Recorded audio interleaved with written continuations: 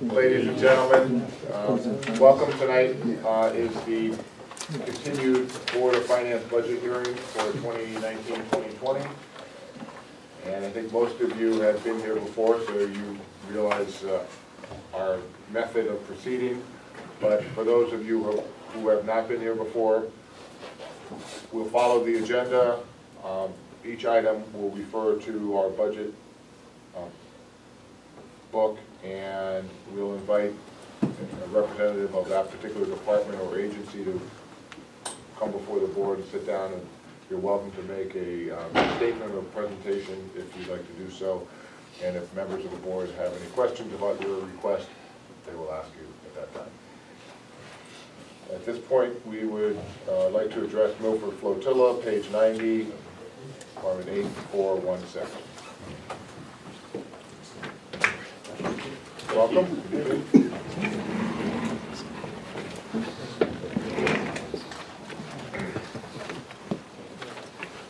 Said if you'd like to say anything, you can do so. Absolutely. I'm Sean Lipskin. I'm the president of Flotilla 73 Incorporated, which supports Flotilla 2403. We're a fairly active organization in the community. We run board safety classes. We taught about 400 students last year. We've taught navigation classes in the Milford Public Schools to 7th grade students, which I know the kids really enjoy the experience. We did over 200 vessel exams last year, keeping the public, so we look at that as being preventive search and rescue. We interact a lot with paddlecraft owners right now, because that's where the majority of marine casualties are coming from. And our patrol boat is out usually every Thursday night. The Yacht Club is having its races supporting that. Go out on weekend patrol, Saturday, Sunday. We train people, and we've assisted actually a couple of search and rescues over the last years, including a demasted sailboat in Milford Harbor. And we're hoping our operations officer doesn't want to talk with Milford Fire Department or Police Department about doing 2 boat drills and providing them with a training opportunity to work with us as well. So that's something we're looking to do. We're coming before you guys to ask for the $9,000 grant to continue to support our operations. We've had some funding losses over the last couple of years after rebuilding the building from 2 hurricanes, so the money does help to facilitate our activities. Well, thank you for the information. Any questions from the members? Do you run on holidays? You do Saturday and Sunday, but do you do a lot of We have patrols on Memorial Day, July 4th. So Memorial Day is a really active time for us, because not only do we run boat patrols, but we're also out doing vessel inspections at all the different Milford marinas. Memorial Day, we're out. July 4th, we're out. We support the Milford Paddlecraft race that goes around Charles Island. Our patrol boat is out there. Anything that we can do to help the community, we try to be out and work with. Do you have like mutual assistance, like with Southport or Bridgeport? Or So you ever do that? When we do like the paddlecraft races, we're working along with active Coast Guard vessels. Milford Police Department is out there. Milford Fire Department vessels are out there, so we coordinate with them. We're dispatched by Coast Guard Station in Haven, so we go anywhere that they ask us to go. What other funding do you get other than this $9,000? The other funding comes from our membership dues, and we do get some maintenance money from the Active Duty Coast Guard. They pay for fuel, depending on how many patrol hours we go out. They give us a small stipend to help maintain the boat, and then fundraising that we do on our own to help maintain our operations. We replaced parts of the boat last year. We have to upgrade things within the building itself, so we try to fundraise and self-fund through that. Excellent. Thank you. Thank you. Thank you so much for your Have a time. good evening. Appreciate it. Page 37.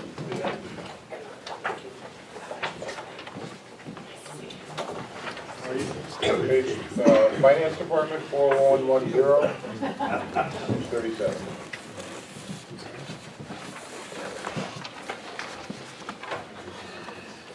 Thank you.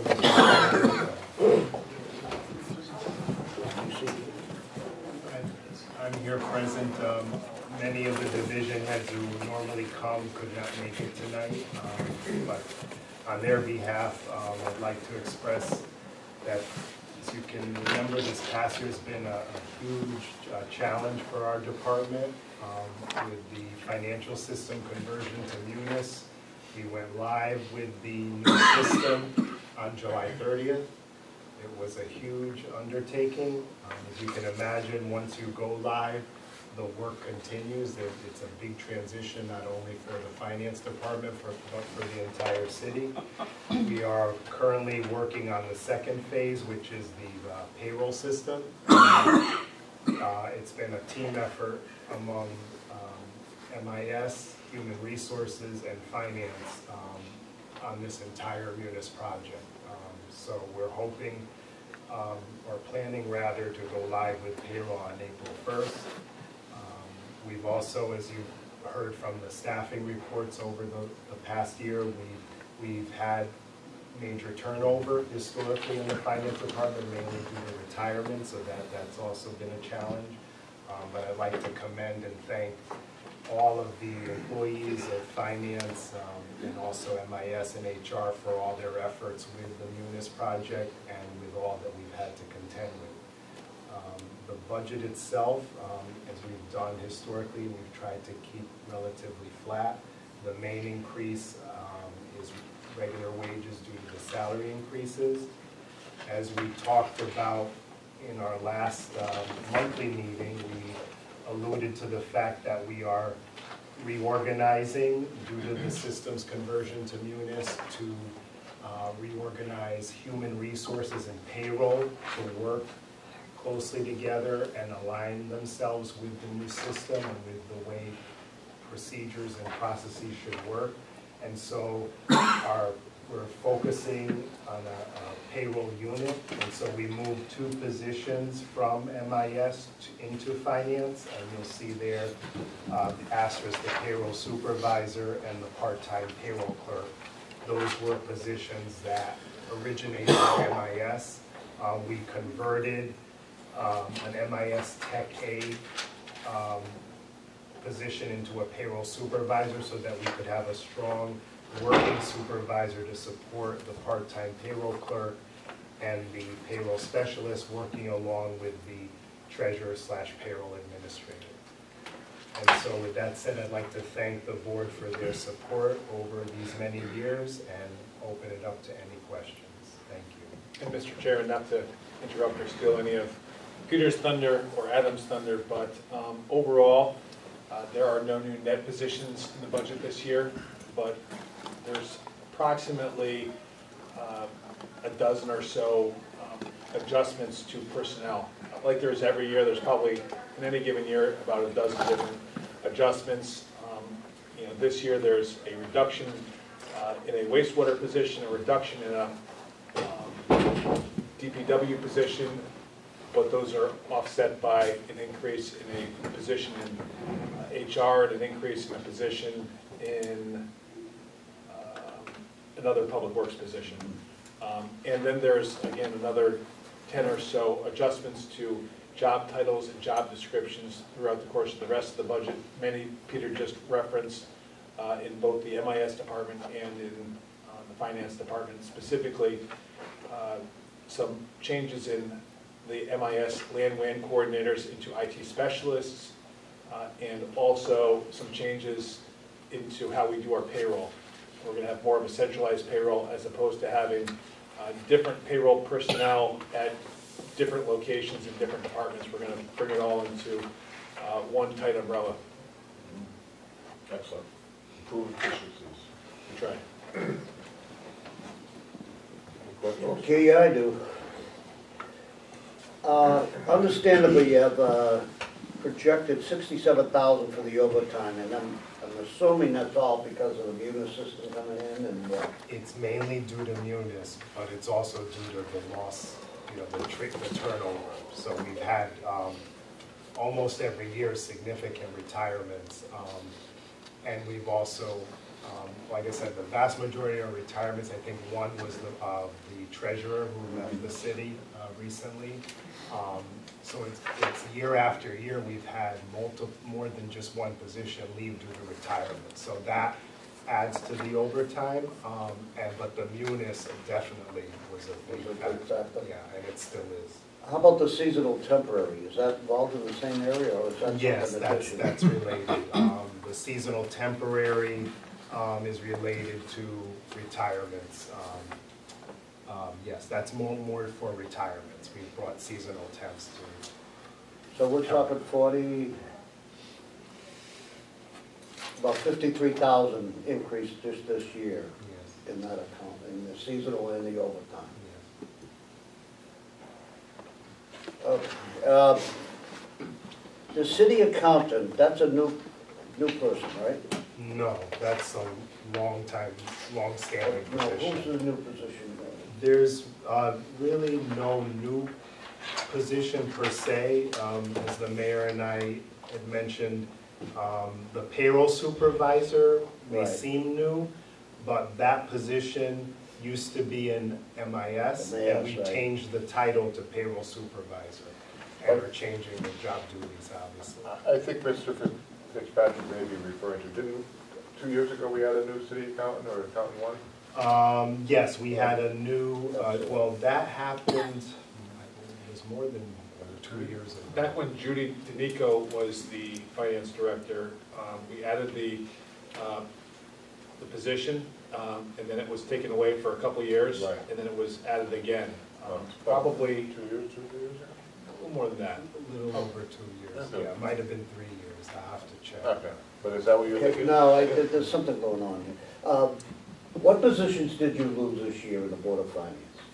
People that left? The treasurer recently left. Right. The previous treasurer that was here for 17 years retired. We Right. hired a new treasurer.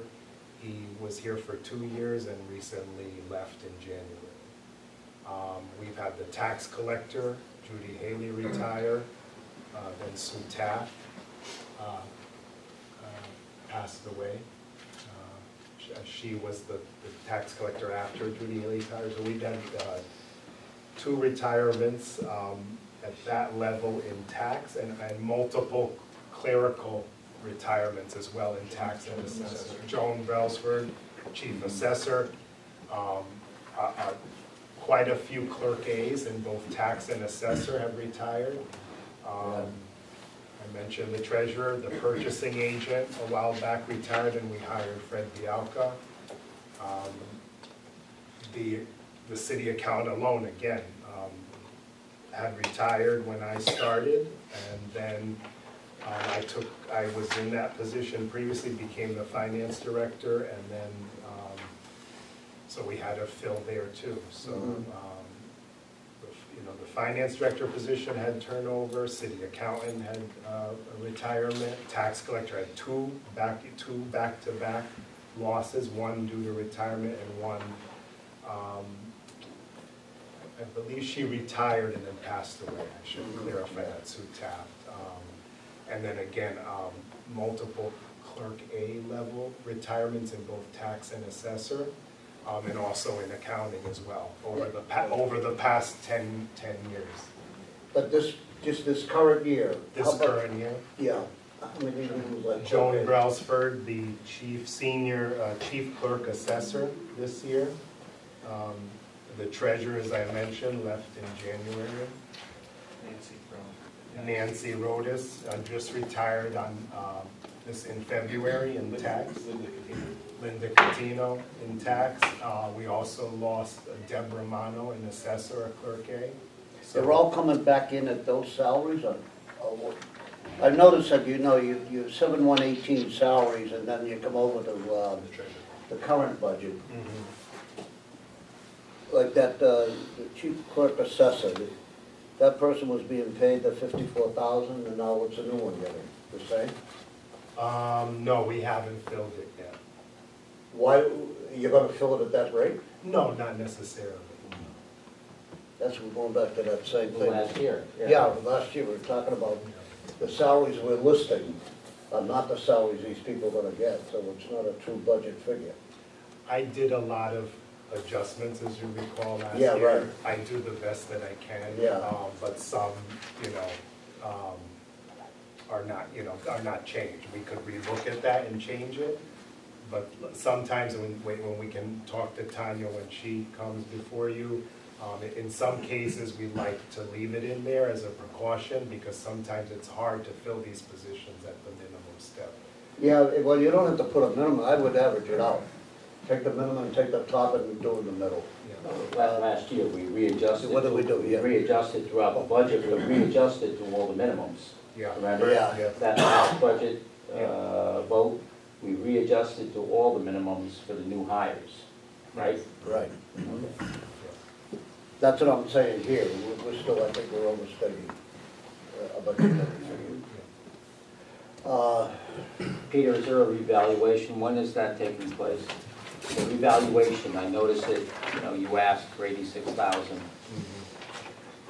The revaluation is every 5 years. So, 2016, I think. 2016 was the last, so Right. Grand List 2021 will be the next reval. so what you're doing is, you're just building a reserve here. We have, well, it's the building, not a full reserve, because each year this is tapped into for costs related to the Grand List, the yearly Grand List valuation process as well. Okay. Sometimes there's upgrades to software, overtime, seasonal temp work that, where we run out of money in the general fund, we need to go into the reserve.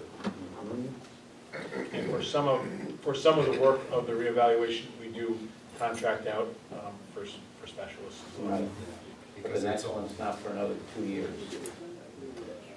So one of the things we've traditionally done, even though the department asks for more, we haven't given them the full amount, but they ask for a portion of it each and every year so that, in the 5th year, the city isn't hit with an entire amount all at once, 200,000 or 250,000, we do it gradually. Right, that's why I asked if he's building up a reserve, because he got 45 in the past year, now, he's gonna get another 45, so he's building it up. yeah, there is a slight buildup, but I'll be frank, it's not as much as 100%. we want, Right. because we are charging every year for the cost I mentioned. Right, it's not 100%, you have expenses. We have expenses. And a lot of the work for the reval is not just done that final year, it is done, in the 4 or 5 years leading up to that reevaluation. One other point I have is you're anticipating postage projected for this year is 69,000. And that's 18,000 more than, what was the postage, what were we detailed there? It depends, because that's postage covers the tax bill, not the tax bills, all the accounts payable bills, and we've had quite a uptick in the amount of checks, the amount of bills we pay, the volume, as Ariane, the city accountant, mentioned. It's just been on the uptick, so that's part of it. Peter, are you looking into paying bills electronically? Yeah. We've talked about it, but that'll be another huge undertaking. Okay. That vendor ACH, that's a big project, so someday in the future, but not at this time. Okay. So one of the adjustments, I think one of the things that we're bringing into the 21st century as of April of this year is that all city employees on the city side are going to have direct deposit. Now, Right. it's an election by city employees, but we have spent the last 5 or 6 years working into all union agreements and union contracts, and our HR department has been doing all the legwork and back work in order to make that happen, and that's part of the Munis transition that should go live April, so that everything's going to be direct deposit, so we're not going to have some of the, either the payment stubs or check stubs, it'll be available electronically to all the city employees instead of having to print paper copies or mail them. Thank you. Anything further for Peter? Nope. Thank you, Peter. Board of Assessment Appeals. That is under page 29.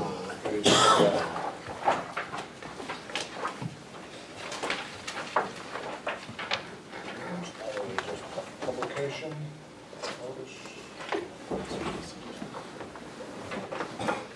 Any questions on Board of Assessment Appeals? Who's in charge of that?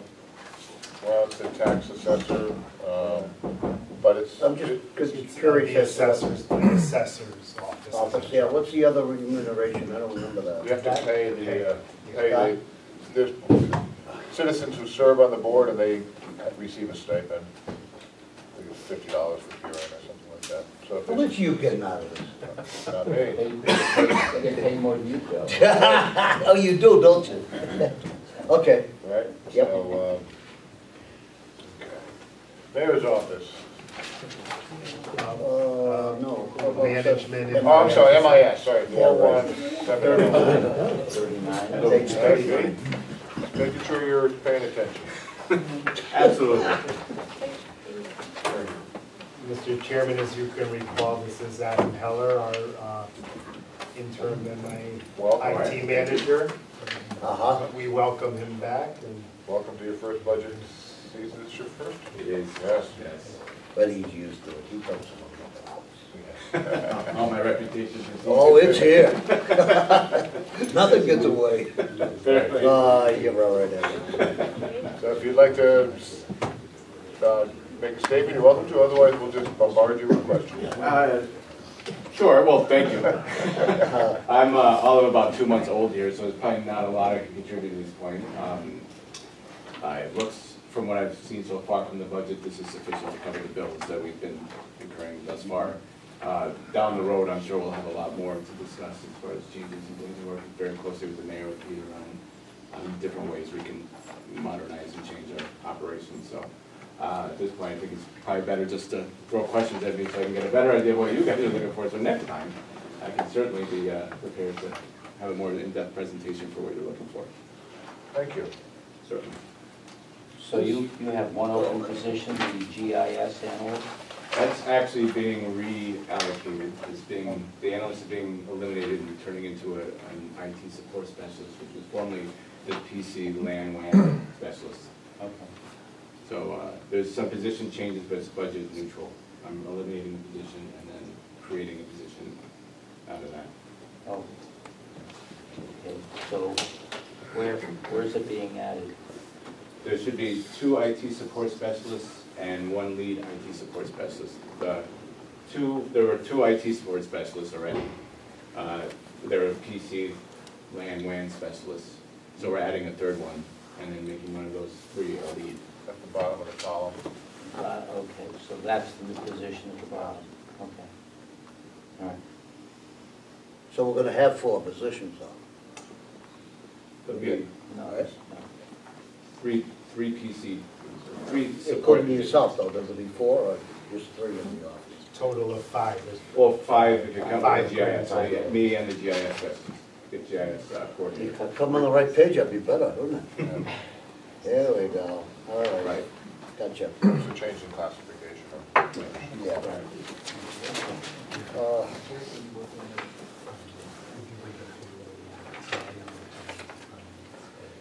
Peter, on this operational expenses, how come we have 0, 0 for 2 of the items? One for office equipment upkeep, 775, and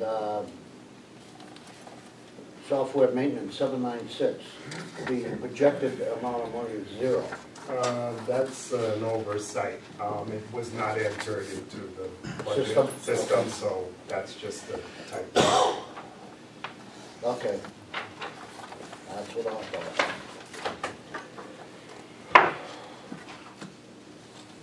Your position is MIS coordinator, what is your title? Yeah. Interim MIS manager. Manager. Yes.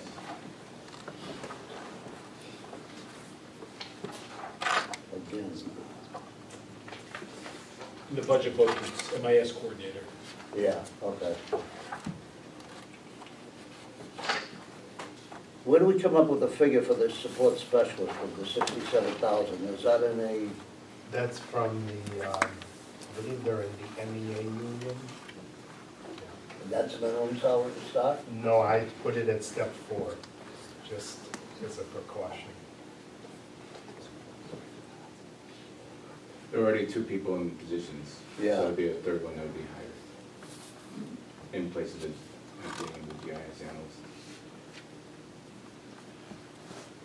Are these the correct salaries on that we have listed here? For the 20?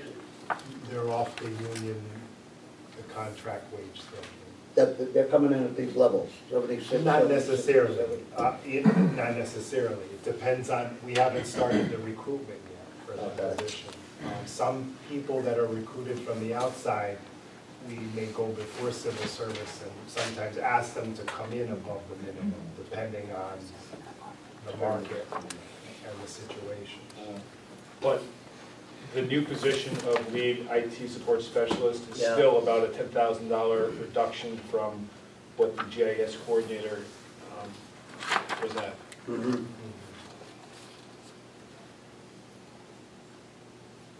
Okay.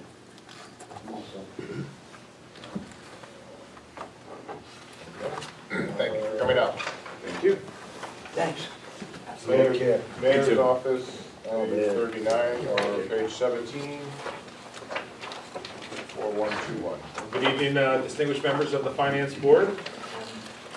I'm happy to answer any questions you may have about the mayor's budget. Can we reduce the salaries? You get what you pay for.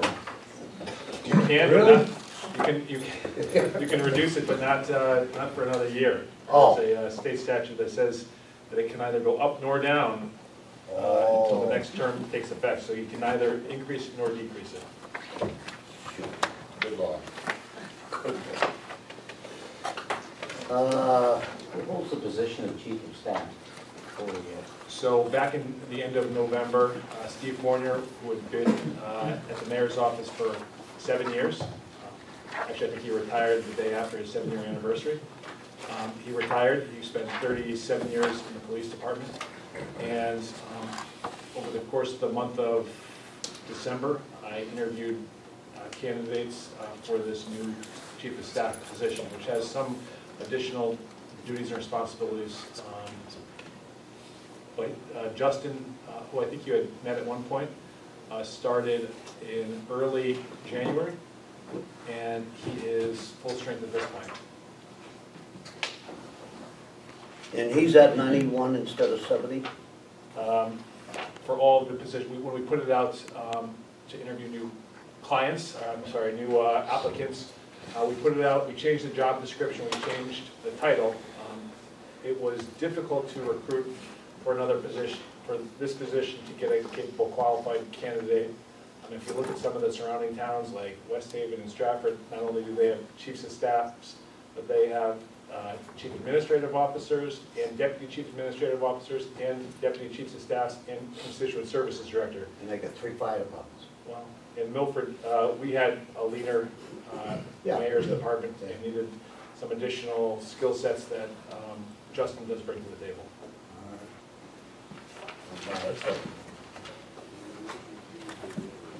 Almost done.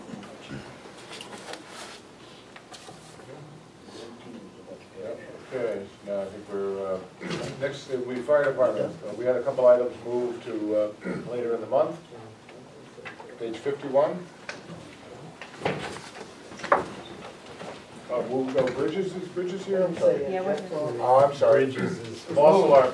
Moved, no, they moved from, so I was thinking, Oh, I'm sorry. yeah, no, my mistake.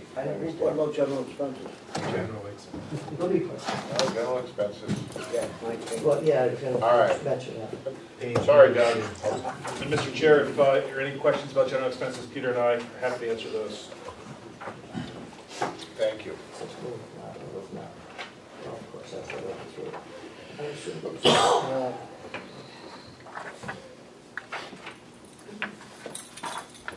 Who does this cover, the general expenses area, Citywide. the whole citywide?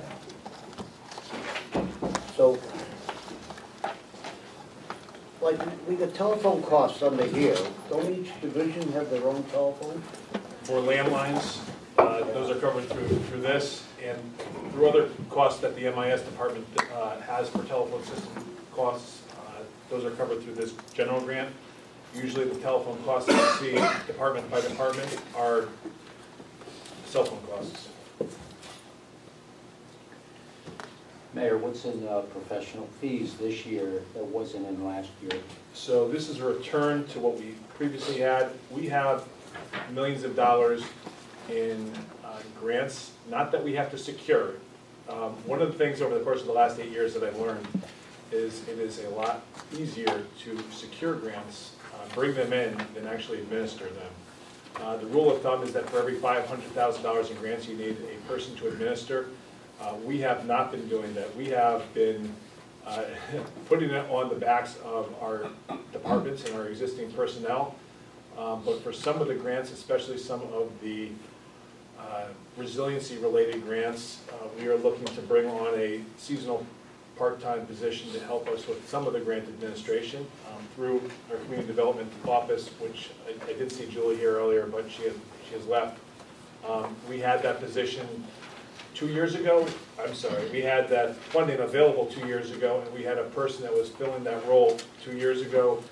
That person left, got a graduate degree at Yale, and that next year we did not put that $20,000 in there, but we are looking to return to having that position again, or that seasonal temporary hire again, to help us with some of the grant coordination.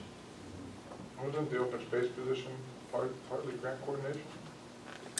For open space grants. And again, at this point, all of the grants that we have, which is millions, are on the backs of the department heads, and for the most part, that's how it's going to remain, but there are some additional grants that we just need an extra body to help with the paperwork, help with the quarterly or monthly reports to the state and the federal governments. But probably 95% of all grant administration at this point is done within the departments.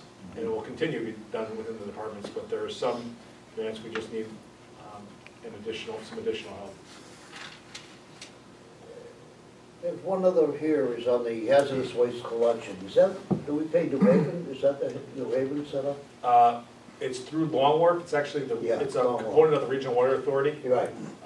And we pay them a couple times a year. They actually come to our transfer site and our Public Works yard and have a collection program, but I believe it's every Saturday. Anyone with a City of Milford license can go to the Long Wharf Right. Center and distribute hazardous waste, cans of paint, things like that. Right.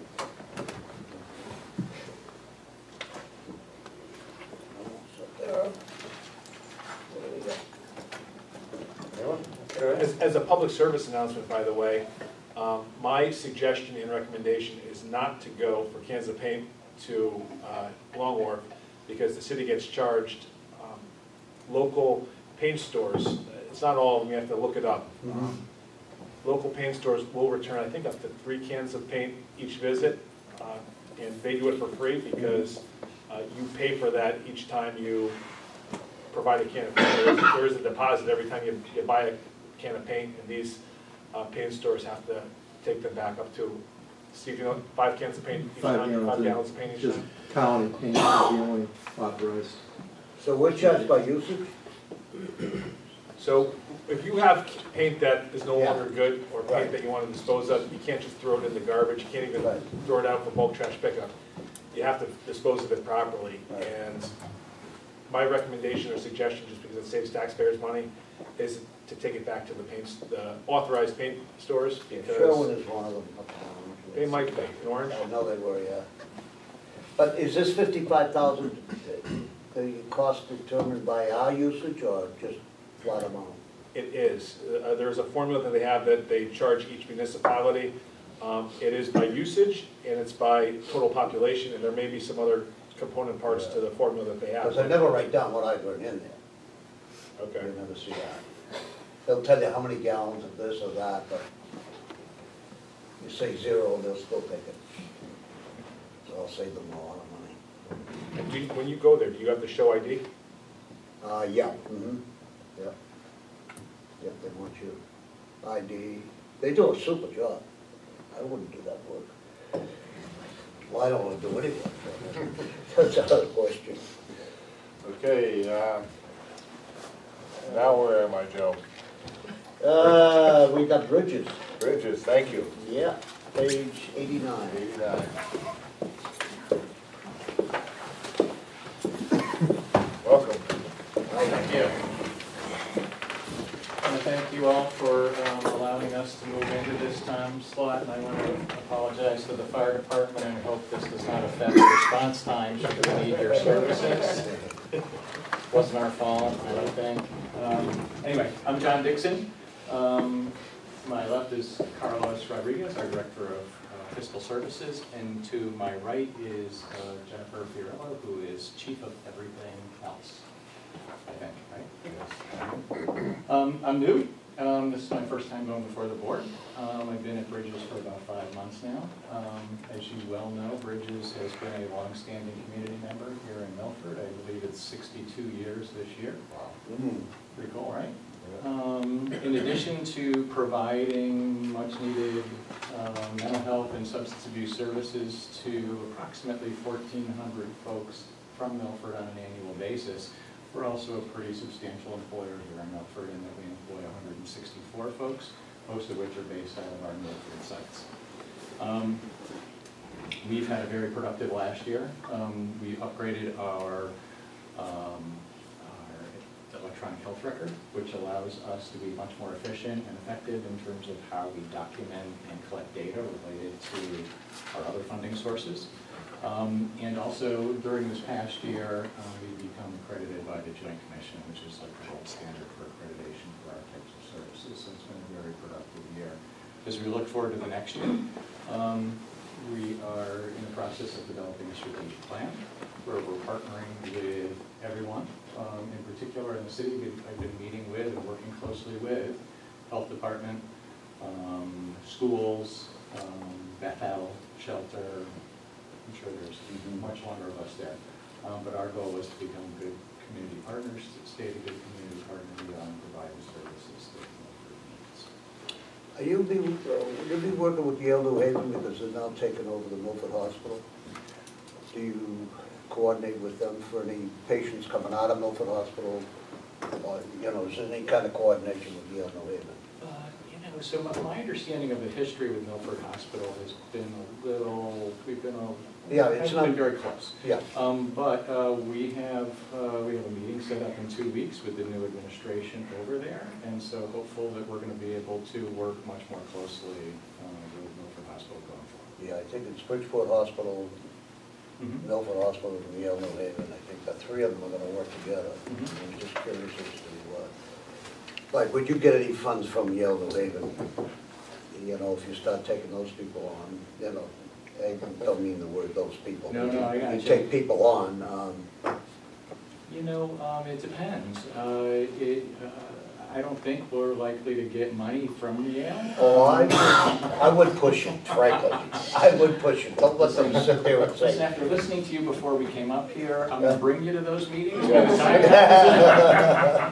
They'll throw you out. You know, sometimes Yale's a competitor of ours, you know, as we apply for bigger grants. Other times, they're a partner of ours. We are a partner in terms of providing crisis services to adults in this area. But, you know, our relationship is, depends on the moment, right? And it depends on the need and depends on whatever things. They're in charge. There we go. They're good, believe me. They do administer our ICAPS programs. Yep. You know what? They're the one that manage the ICAPS program, one of our bigger programs that we have. Mm-hmm. And then we also have a subcontract with them for, you know, family services. So we have a relationship with them. What's the 380 represented as part of your overall budget? By percentage, it would be. Dollar percentage, right? Yeah, it was probably less than 5% of the budget. So the $380,000, we have a $13 million budget, so 130. What's the total budget? 13 million. I asked for that last year, I got a breakdown. Oh, that's right, we did, yeah. $13 million. That's right. And that 380 generally is helpful to supplement our outpatient programs. If we have a shortfall in our program service fees, the state of Milford dollars help us tremendously with to supplement and subsidize Milford residents for outpatient services, from both a child and adult outpatient clinics. I don't know if we asked this last year, how many communities do you serve? We are the lead mental health agency for 3 communities, that's Milford, Orange, and West Haven, and then we provide some in-home, typically reimbursable services up into the Naugatuck Valley, which is another 6 towns. Okay, I can't remember, we asked this last year. Do you get funds from those communities also? also? Yes. Yes, we do Yeah. get funds from the town of Orange. Orange and West Haven, you do get grants like we give you. Oh, we do have state grants that Right. help us fund those activities. We get from DEMAS, about $7 million grant, and about half of that is for our young adults programs that is located out of West Haven. If I understand where you're going here a little bit, right? So we have a longer history of providing more services in Milford to the Right. people of Milford. As I've sort of gotten acclimated, I've recognized that there's actually a vacuum in the city of West Haven in terms of services. For a while, mental health services were provided by the state through the Connecticut Mental Health Center of New Haven, but they pulled out a couple of years ago. And so, because we do get less money from the city of West Haven, but we provide services to much less people, I've been meeting with the schools as well as other folks over there to look at how we might be able to do the job that's needed over there, similar to what we're doing in Milford. And you do get a grant from West Haven, and Orange, Yes. Orange too, About right? $500,000. From Orange. Yes, Okay. What? about $100,000. They're richer than us. Come on. West Haven gives you how much? About- Not Orange. West Haven doesn't give you He's anything. gonna take you to the budget meeting, he has an Orange. Yeah, right. In West Haven. It sounds like it Well, has. good luck on West Haven. They're bankrupt. They don't have a surplus Residents in of that West city. Yeah. Huh? Okay. So the most amount of, that Milford is using your services more than other Yes. towns, but it sounds like West Haven's a second place. Yes, They're not yes, giving it you is. It's second place. Okay. They, And the majority of folks from West Haven who aren't coming to our clinic but are getting services, that's through a Department of Mental Health and Addiction Services grant, the Young Adult Services grant. Yeah. And in the town of Orange, just so you know, the number of people that we serve through that grant are between 80 and 100 people. We serve 1,380 in Milford. Yeah. And, you know, so it's, How many buildings do you have now on Bridgewater Avenue there? Well, it's one building, but it's sort of like three pieces. Right. Yeah. Is that all just a one strip? The buildings The 9-1. Two are connected, one separate. separate, yeah, Yeah. okay, I got it. That separate one's our social club. I don't believe you mentioned your position.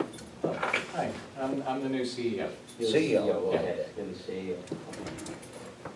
Welcome. Thanks. Yes, sir. Listen, I've really enjoyed learning about your community. This is one of the nicest communities I've ever seen. I mean, really, it's a. That's how you ask for money. It's- That's how you ask for money. I'm not good at asking, but no, really, I mean, so my introduction was going to a United Way function, getting to see how all the different services work together, how everybody comes together if there's a need. The town is so generous in terms of donations, and there's so many different events, so it's really a very special place. Are you from Connecticut originally? I am. Yeah. Lived in Connecticut all the 2 years of my life. Mhm. Haven't seen anything quite like that. Yeah, Milford's great. Yeah. It is. Wish I'd known before now. They all move up from New York, you know, people don't live in Fairfield. Or come down from Boston. They to come try to down, keep- and they make, a lot of classy people come down from Boston, straight to down. Awesome. Like, I'm Boston. I think today's pitchers and catchers, right? That are reporting. Is that- Yeah, is that they what get, we're trying to throw in we there? got the best, they're gonna be the best. Sorry. Anybody, anything further? Nope. Well, welcome. Hey, thanks Keep a up the lot, good and work. thanks for your job. Thank you very much. We Yeah, appreciate this it. is Thank you terrific, very You yeah. guys have been generous. We appreciate it. Okay, thank you. Take care. All right. Now, to our hardworking fire department. 51. 51. You guys can use the gas alarms. Yeah, that was, Oops, that was a good one. And then, That's how you tune it, you charge, don't you? Who? I heard they're moving to Hartford. they get them at channel. I'm not going to Hartford, you know why? You need peanuts. What? Yeah, I saw that. You can't have peanuts in the ballpark. Do you ever hear of a ballpark that doesn't have peanuts? The one in Hartford. The one in- I just said that, will you wake up? He is awake, he knows. Yeah, he heard it. Yeah, he gave you the answer. Oh, God. All right, so, What do we got? thank you. 51, yes, fire department. 4220, welcome, everyone. Chief Ito, Chief Baker to my right, Chief Wasserman to my left. We'll all Yeah. answer questions as needed, as we go. And normally, as you know, I don't usually make any opening statements like that, but this year, and Joe, I know you said a couple times you're trying to catch up. We are, and I recognize the problem as we were going through this, and particularly, I want to stay through the 4 months, the wage accounts. So in the 5 years that I've been chief, each year, the budget has gone up. The contractual pay raise has gone up 2.5% all over the 5 years since we started. And we're working on the 2016 to 20 contract, so we still have another 2.5%. Our bad is that we don't always add it in there. I mean, we've tried. I put different accounts, and I've tried to do that, add that in there. But if you look at the 401s in general, regular wages, sometimes they go in, not every year. And I'm looking at least almost a 14% increase in the 5 years. And the budget just hasn't reflected that at all. And particularly in the wages, or in the wage accounts. Now, having said that, while sometimes the regular wages does go up to reflect the 2.5% raise, the other money, vacation relief fund, the holiday fund, these accounts, the dollar amount that we're paying the firefighters is not going up. So that's $650,000, $500,000, it stays 5 years. And then I end up coming back because I'm short. Last year, I believe I was short $107,000. That was quite a bit. I know we asked for a breakdown of that. We asked for a breakdown, and we had. Oh, yeah, that's right. Transfer, he gave us a breakdown of And vacation, relief, getting more money. so, an example, if we're paying a holiday pay and you're paying 100 firefighters, and you didn't get $4 in the 5 years added to that account, I'm paying from the 2015 dollar amount, 2016 dollar amount in that account. So that's where we've been struggling.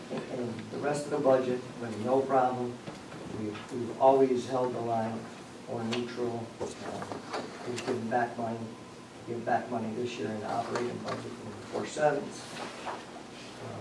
We've used a tremendous amount of money in the billing that we've been receiving, so we don't put in some of the items that we need because we have access to some EMS funding to purchase stuff. But for my focus tonight would be just, I don't want to say that unless you have whatever questions you have. We're struggling somewhat in the 401s, and I just need a mechanism to reflect some of the contractual pay raise, because this is all contractual. This is paying the guys hourly rates for work, or school classes, or refreshers.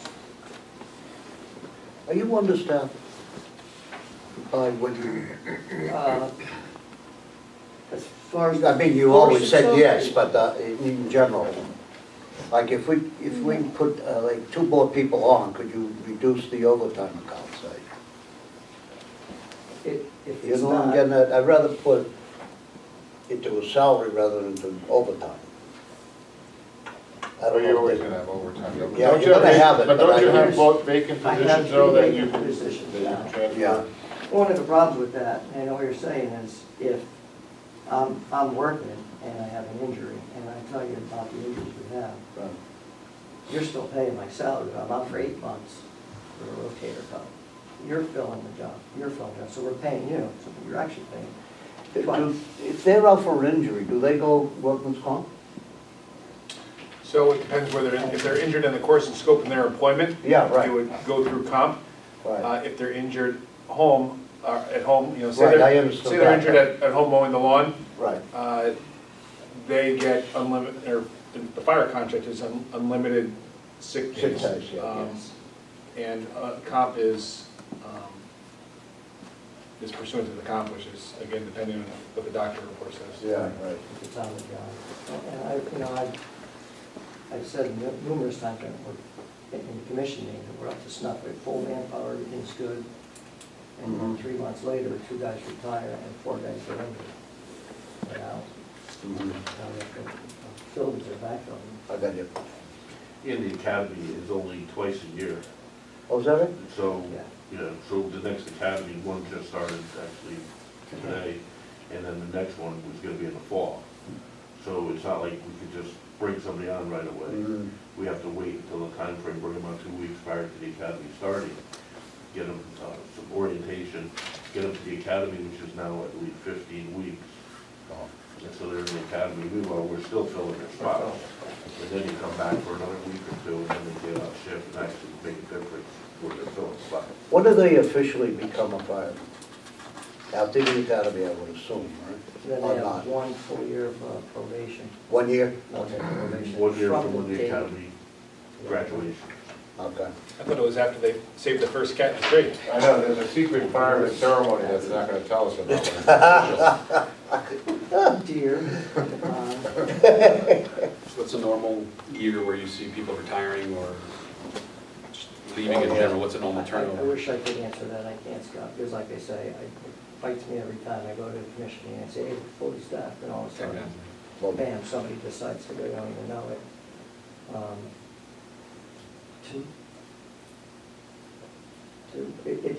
We're turning out though, we're getting very young. Firefighters are getting very young, No and we're comment. getting a young department. No comment. So we anticipate more people instead of One thing on the, this is probably more for Peter and the mayor. The gas and propellants, the fire department's gas and that, do they come under the city's bid, or do they have their own bid, or what do you do? Fred Bialka, the purchase agent, does put it out each year. Yeah, And that is just like a lot of the other propellants right. line items, it is divided into each of the different departments, but it's the same rate for the whole city. And actually, the Board of Education usually is under the same bid price as well as that the city has. Okay, yeah, it's just good. Yeah, and if I may, I may have spoken on this last year too. It seems high and it's a large amount, but back when I started 5 years ago, it was like $2.50, $2.60 a gallon. Today it's under $1.50, I believe, for that. So we had that large number in there, and we always kept it. Oh, okay, good, yeah. Is that for what, diesel, chief? Diesel and Gas has gone up, just so you know, Gas. it's over 202 now. right. Yes. But we had it at 265, we had it down to 143. And municipalities don't pay road taxes either, so we get it a little bit cheaper than at the pumps. Oh, okay, yeah. No new trucks or anything this year? Not this year, but usually we'll do that in capital. The mayor submitted. We did just, can we take receipt of new engine 6? We did. That was from last year's bond. We didn't anything this year. We bought it from our EMS fund. How many stations are there now? 4. It's only 4 for the whole town? Really? Plus a pizza place. No? I'm worried somebody's. I was at Wheeler's Farms, Naugatuck, New Haven, and Central, that's it? Yes. Those were 4? I have 2 other items that had increases. One was the vehicles and equipment, up 16,000. That's 574971. You gotta excuse me on the. Yeah, right. On the new book. Yeah, I know, right. That was making the difference between what we had in vehicle and equipment to what we could actually afford to purchase a car because of the new fire inspection. Yes. Was it? And Yeah, so we'd always had a line item to purchase a new staff car. Yeah. And it had been reduced. It was down to 10,000, so you can't buy anything for 10,000. So we were asking for the difference between the 10,000 and an actual vehicle. I'm not an outfitted lights or sirens for the inspectors. In fact, we need 2. vehicles. One transmission was shot, but we did fix it. just to You get think it the going. Public Works garage would fix that for you? I know, I had to pay money for it, but I wanted to get a car from them too. Oh, because I forget needed a it. car. One car, swear to God, we lifted it up, eBay? the shop lifted it up and immediately brought down the frame of rotted in half. We took it right out of service, right, totally out. We took the radio out, and this was a car that we were using, but, so I need a couple cars. If you want to increase that, that would help out too. Well, I'm looking at vacation and relief. Historically, is that $1 million a year? I mean, in 17, 18, it was $1 million. The budget last year, we gave you 650, and it looks like it's coming in at $1 million. And you asked for $1 million. Is historically, is it $1 million? Is that what we spent? It's been trending close to that. Close to $1 million a year? Last year was actually over $1 million, Yeah. vacation relief. Yeah, I think I asked you that last year. How much vacation, a little historical look at, how much we spend on that every year. I asked for that last Yeah, I year. did. We did get that report here, and I can certainly run another one, the same report. Okay. Can you run me another one, Peter? Yeah, sure. Okay, I just want to see if it's $1 million a year, okay? Well, I got you, the communications equipment went up 24,000. What do we have additional there? And that would be the outfit, those Other two new cars. vehicles like the. Additionally, radios. Huh? our portable radios are, they're sold, our vendor actually told us that Motorola no longer supports them. So as they break, they're just gonna go garbage can, and the new radios that came out, new generation technology were so expensive. We applied for a grant, so that amount of money is the city's share if we get that grant. If we don't get the grant, it's gonna be our small attempt at starting to replace the radios. Who gives you the grant? That grant would be through FEMA, it's the AFG, Assistance to Firefighter Grant. We've gotten it in the past, we didn't get it the last 3 years, so my fingers are crossed, hopefully. Yeah.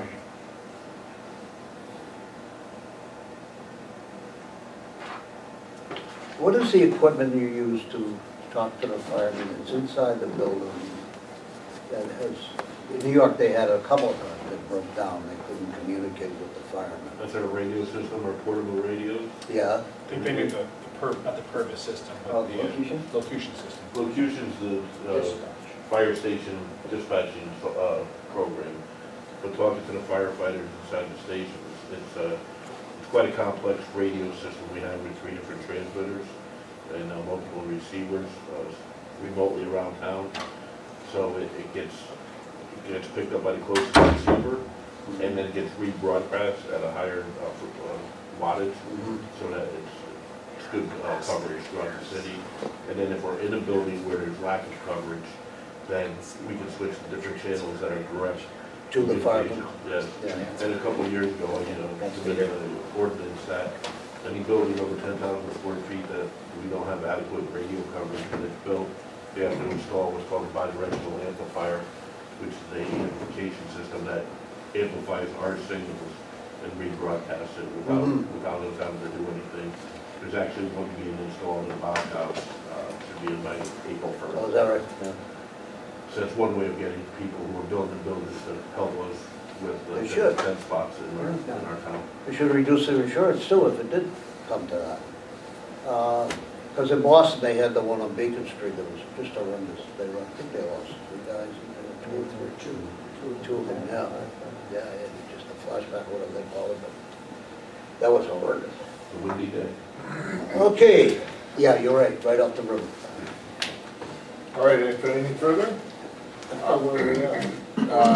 Then we'll do civil preparedness, which I think. It's on 58. It's a new name. Emergency management. Yeah, we call that emergency management now to modernize it, and that's the, say, 58. I will ask for some general maintenance.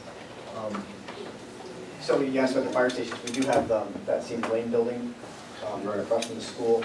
So it's not a station, but we do maintain it. We try to use the emergency management budget to do most of the maintenance there. Kind of transitioning it into a training facility. It's got a good space for that. And we've got some props over there. We're trying to keep it nice and clean, but we do some vehicle extrication there, we built a combined space prop to go in and do some stuff. So the emergencies above and beyond the scope of the normal fire departments, we kind of use the emergency management budget for. Did we actually take title to the Stevens Lane property? We did, and the cost of the utilities. Probably about 5 years ago, probably at the Bracket Commission, the Base Rail Lending Commission. Right. Probably, we entered into an initial contract probably a dozen years ago. Right. And for probably 5 or 7 years, we were using it while the Army was paying the utility costs. They finally handed it off to us maybe 4 years ago. It was kind of funny the way it happened. Originally, I was working with some coordinator guy, and I felt like I was just on a wild goose chase all the time with paperwork, and there was new quests and scavenger hunts I had to go on. And then one day, I guess that guy no longer works there, and the new guy said, I want this off my desk, how can we close this as fast as possible? By the end of the week, it's done. Yeah. Oh, Excellent. anything else? I don't know, anything else about? We usually do the lights and hydrants. Oh, the hydrants. Yeah, You do the hydrants. Yeah, cement. Yeah, we had lights and we had cement. 88. I mean, again, you know, I say it's paying the bills, like tonight, it's not cement, Dan's always good with cement, but that's, that went up a little bit, there's, cement dispatch center. It's in Richmond or something. I hear they're moving to Shelby. But they're moving. They're moving, and I think they probably gave us a little bit of an increase for the move, they're moving for Shelton, for the Simpsons building. High rent district. Yeah. Okay. Does anybody have any questions on what cement is? Yeah. Well, just so you know that we moved to the Bridgeport. We moved to the Bridgeport It's line. That's how we 3 figured years it ago. Yeah, that's substantial money when they moved to Bridgeport. And again, I said, like, it's just not because it moved, but. But their services and coordination are really good too. I hear from other departments of the state with whatever they did in New Haven, they're not happy. They're not working out.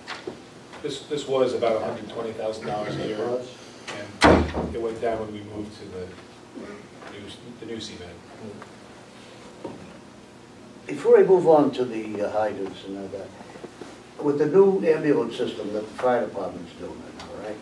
So we also have an outside firm, Hudson or Nelson. Nelson, yeah. Nelson or Access, you'll see on the side of the truck sometimes. Mm-hmm.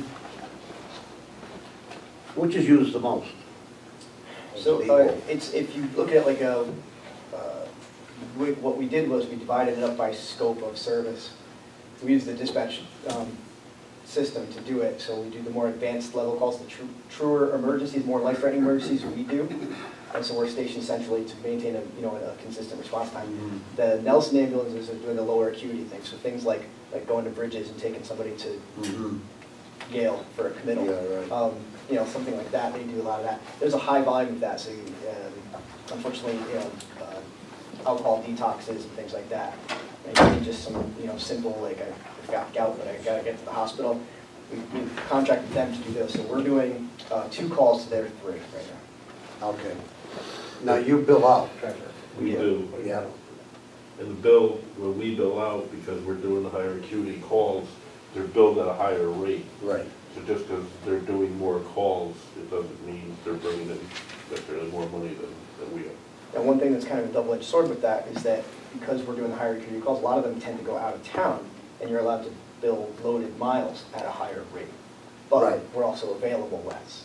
Right. So we can't do as many credits. So a lot of calls happen while we're out of town. I had a nice experience.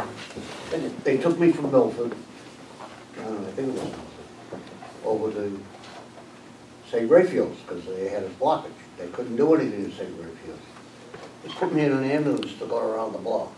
I said, you gotta be kidding me. $92.30, which I didn't have to pay Medicare and et cetera. But I said, $92.30 to go around the block. And they billed me. I said, you kidding? That wasn't Nelson, that was the other day. Back of a pickup? That's what I said they should. Download the Uber app, it would have been like 25. Download the Uber app, it would have been like. Time it was. Uber ambulance, yeah. All right.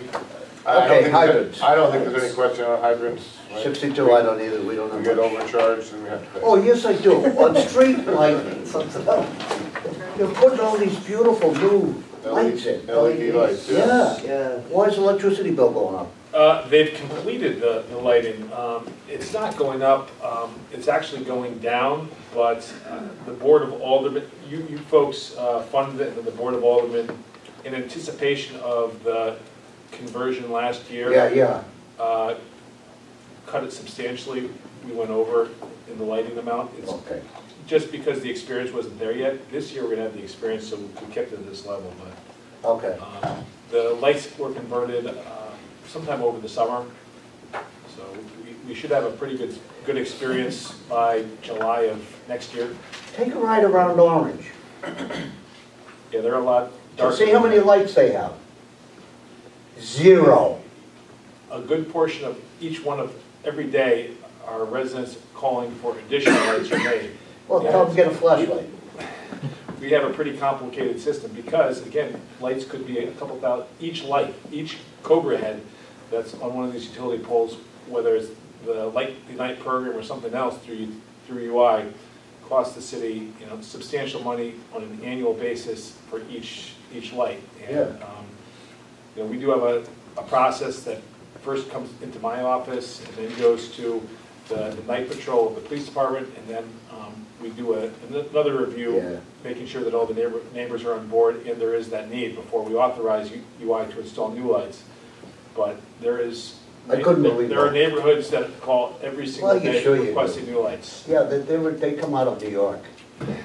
They have light all over New York. I heard the people from Boston are worse. We don't use lights.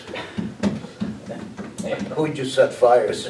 Wasn't there something about one lighted by sea and two by land or something like that? That's right, always here's little gizmo. All right. Well, thank you. Hey, thanks, guys. Thank you. Appreciate it. Have fun. Thank you, Jerry. When's the pizza place open? Oh.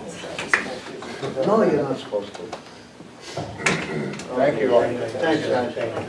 All right, we'll save the best for last. Oh, man.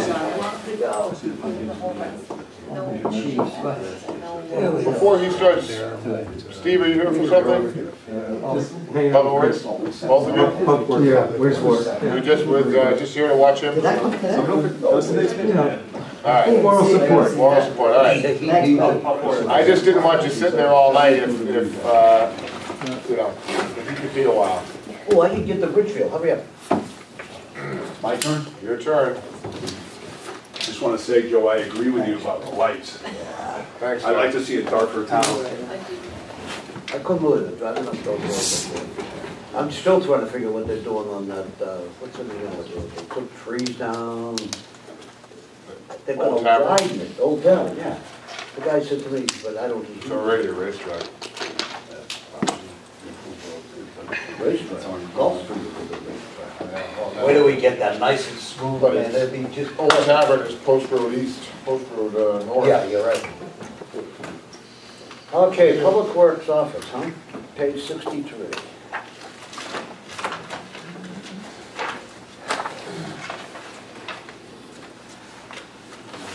I'm gonna move right along through these, and if anybody has any questions, I have questions.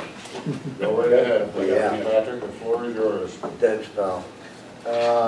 Construction Project Manager, what is that about? 85,000. So I've been discussing this with the mayor for a number of years and talking about where we thought we could do work internally and be more of a, I'm not saying a construction company, but manage our projects as a whole, as opposed to hiring an outside consultant to do it. And we started to do that we brought in a seasonal person, and we thought it's been pretty successful. We did the splash pad with this gentleman.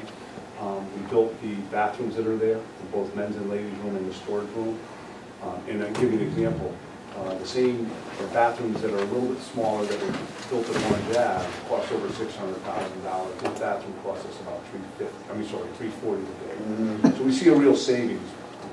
There's a number of other projects in the town that we see, but the other part of it is you'll also be involved with our paving restoration component, which typically, we've never had a fully funded position that will go out with paving. And back in the day when you were only funding, and the mayor was only funding a few $100,000, it wasn't really as critical. But now that we're doing pavement restoration at a level that we're doing a few $1 million, it makes sense to make sure that when the contractor, which is usually Tilcon, is on the job, that we're getting what we're supposed to be getting. An example, you pay by the ton. So if they put an extra quarter inch, it doesn't seem like a lot, but it does. And to have another set of eyes there to make sure that we're doing that is very important. So we see a lot of use. We also have kind of preliminary talks with trying to partner with the Board of Ed. I think there's synergies with the Board of Ed with the amount of projects they have, and maybe having this person oversee or be part of that process. But that's in its infancy. It's more for the town right now.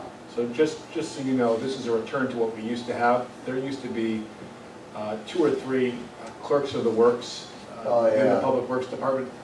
And then we shifted and went the other way and contracted those type of project managers out based on the project.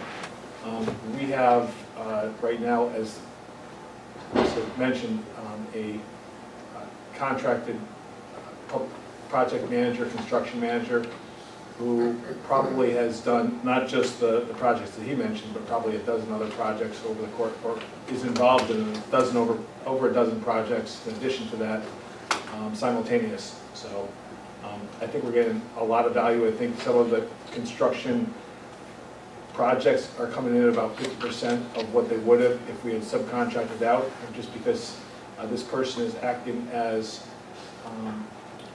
for lack of a better term, a contractor, and finding each of the individual tradesmen to do each of the things, as opposed to putting it out as one project. You're getting a lot of value out of that. I think the other thing what the mayor was stressing is, like, we did the dog park, and we bring our staff in to do a lot of the site work and a lot of the work that we do at a really good value to the city. But we also bring in other contractors instead of having a general contractor. So we're really acting as a general contractor for ourselves. What is that building up there? Which one? The dog house. Well, it's a dog park, but truthfully, it's a location for using for storage for some equipment up there, eventually down the road. We wanted to have a defined entrance to it, and we were going back and forth on how to do it. And we just thought it went well with the layout of how we did everything up there. But the building itself, what is that, just storage? Just storage at the present time. I thought you had What was that? I thought you would have a men's room, ladies' room. There's a potential for that, but not at the present time. Please, no, they got trees. So they, Like did the you redo dogs. the dog park Like the on? dogs. Like the Yes. dog. Yes, we enlarged it, new fencing, new walkways. We're putting some benches in, some memorial benches, some trees. We resodded the whole place right now. We're hoping to keep the dogs off as long as we can so it can germinate and get some roots in there. What kind of maintenance is going to be involved in keeping that sod if you got 100 dogs? That's $1 million question, to be honest. It's one of the reasons, and I guaranteed the mayor that we'd be open for Thanksgiving, so obviously that didn't happen. We had obviously the wettest fall on record, and just a lot of setbacks, but we're hoping that we can keep people off until May, just so that it can get a fair chance to not germinate, but to get its roots established. But it's also a substantially bigger park, so we're hoping that people will enjoy it, and we're hoping that it will sustain itself. Oh, I know what you can use. The artificial turf from Foreign Field, that they put a new one down, put the artificial turf up there, then you don't have to do anything. We talked about that, actually. It was one of the things we looked at. Huh? You're going to send it to Turn it upside down. That was the issue. We were concerned about that bacteria, stuff getting trapped within the. For the dog? for everybody. We care about everyone's jobs. Oh, yeah, you're so nice. I knew that. All right, highway parks. But in that section, I thought it was good that you have like a sheltered area there. Yeah. For people when they come up with their dogs, and they can stay out of the rain anyway. We're also gonna have a little, we'll put down a little doggy fountain for them too, so. Listen, I don't have a dog. I want to bring up something about Yale University, but I won't do it on film. Thank you, we appreciate that. Yeah, you would appreciate it. Wait, I tell you what it is. After. Yes. Highway parks, page 65. Okay, what do we got? 65, right on. Your dump truck sander plow, what is the plan? Are we gonna be I don't recall a bond for that. Is that going to be in the capital plan somehow? Is the mayor? I'm sorry, a plow? So in the past, we have not purchased big equipment, big plows through the operating budget. We've done it through the vehicle acquisition program. Usually that takes place in July, sometimes June, sometimes August, where we do allocation transfers. Or we purchase some of the equipment that maintains our roads through an annual state grant that we get called TAR, Town Aid Road. And usually those two funding mechanisms are where we purchase our big plows and things of that nature.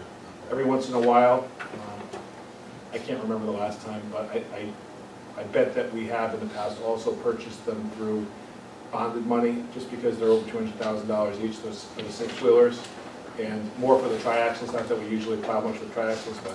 Yeah. How would you describe our fleet? Old. You know, it's, and listen, and I only want to say we've been lucky so far. The storms we've had have been very challenging and very expensive, just because of, like yesterday, we spent a ton on salt, because we have to be safe. Right.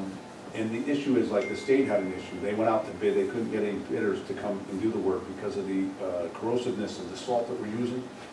And truthfully, people, their expectations are, they don't want to drive on snow. It's really something that is very concerning, not only for the cost, but also the environment. But the state went out to bid, and they didn't get anyone to bid for the project. They had to increase their price. They're paying close to $300 an hour for a plow truck driver right now on the state roads. It's crazy. Mm. Well, there's 7 million jobs open in the country, that's why. That's right. 7 million. 7.1 million jobs open in the country. So you can move anywhere. I like Milford. Yeah, I do too. Can I ask you about asphalt? Okay. Now, we have that bonding that we do for all the roads and everything else. Why is it asphalt here? Can we take the asphalt costs out of our bonding money that was covering roads, not just necessarily specific roads? So typically, that is for small repairs that we do throughout the city. If we're doing, an example, a major pothole and we cut the area out, we use that as opposed to the bonded money. Okay. And that's internally to the department as opposed to, that's a VIP price that we use. We try to use that for sidewalk, and for curbs, sidewalks, and roadwork major projects. Mm-hmm. Okay, that's okay. I actually saw a roving roller out the other day. Is that a new process where you would fill the potholes and actually have a, Was it a state one or us doing it? it was in front of the Congregational Church, I think it was city. Yeah, that's just our pothole. It's a tilted truck, and then we're rolling it with yeah, we're just filling potholes in it. Yeah, I just was surprised to see the roller out there instead of something, probably works better, I would think. But Well, it's for the smaller, I mean, especially in the wintertime, that's when we're doing a lot of the work. Woodruff Road, how many springs do we have into that road? There's a few. Yeah. There's a high water table in that area. So Yeah, but we had some issues with one of the culverts over on Kendall Street that got clogged, believe it or not. They planted a weeping willow over the pipe that goes underneath the road. And over a number of years, the root ball actually collapsed or got into the pipe and clogged it, so. Mm-hmm. But those holes keep opening up on Woodruff Road. We have a number of areas, especially in the last 4 or 5 months with the amount of rain we had. It's been crazy with, I mean, we've had a ton of rain since September, right, Steve? Yeah. And what's exacerbating is that folks are getting water in their basement that had never received water in their basement before. So a lot of folks their sumps are going on and they're pumping it either back into the street. Yeah. This time of year, it's icing up and causing ice slicks on the road. Yeah, right. Or they're pumping it into the waste, Mine the waste disappeared. areas. I used to pump 1,500 gallons of water a day. No more. It's dry? Pretty much. Wow. Really? It diverted somehow. Any construction in your neighborhood? No. What do you think, I'm gonna tell you I had construction? I don't know. No, I didn't. all right, building I can tell you maintenance. how we diverted it. Yeah, that's what I'm worried about. Building I've got a sewer maintenance, guy over here. Okay, 69. 6-9, right. Building maintenance.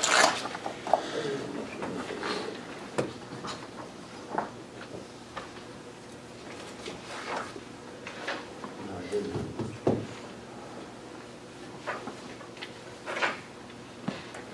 building repairs jumped up quite a bit. Anything, a specific project or? Yeah, we always seem to be chasing ourselves and looking for funding, especially like if boilers break down or anything happens in the building. As an example, Margaret Eating Center has a steam boiler that needs to be replaced, but we've just got finance that were approved from you guys and also your old, so I think we're good with that right now.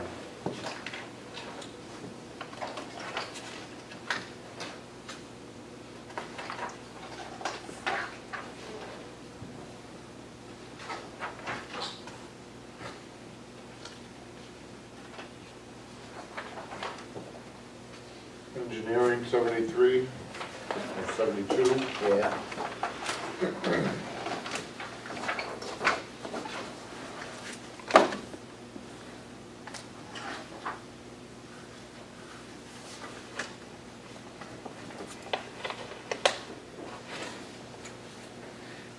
How come the seasonal temporary went down? What was that?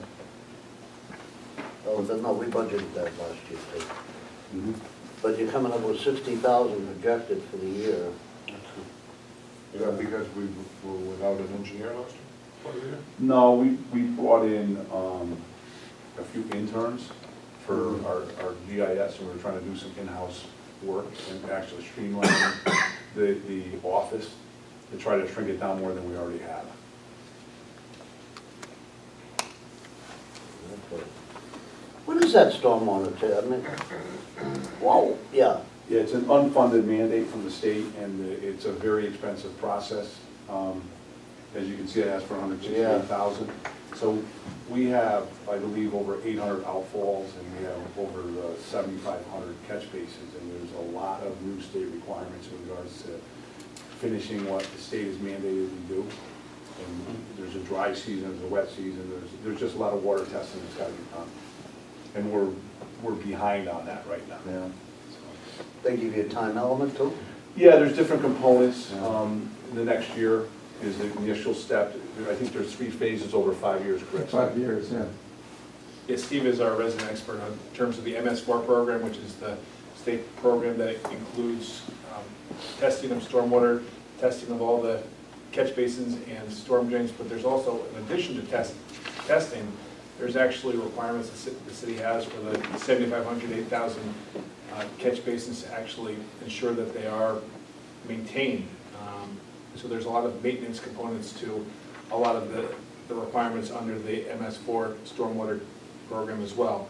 I mean, we have to test our transfer station properties. There's a whole host of testing that we have to do through engineering firms and things like that, but then there's also the maintenance.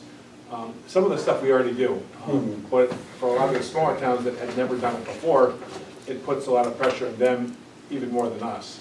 You know, for example, under this program, under the state mandate, each town has to offer a leaf collection every year. We've done it for many, many years, but there are towns like Orange and Bethany, I don't think they have done it in the past, that now have to bring that on as part of the state requirement. And there's a lot of other things too that They got too much. push on costs to the municipalities. Too much time on their hands.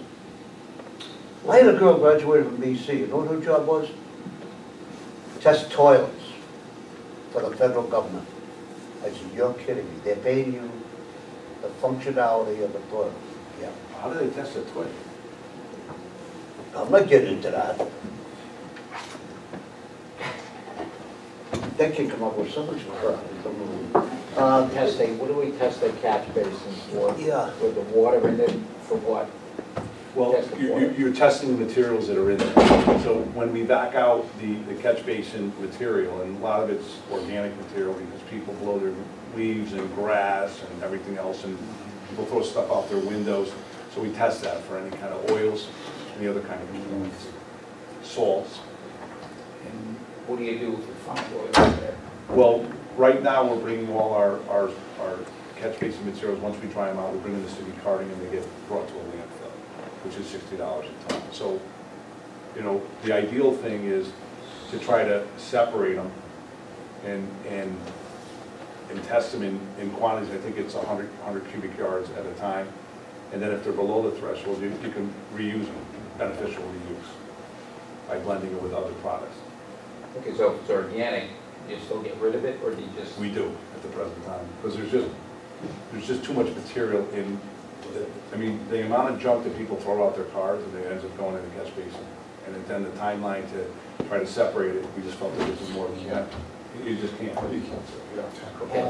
You asked for 168, the mayor cut you down to 18.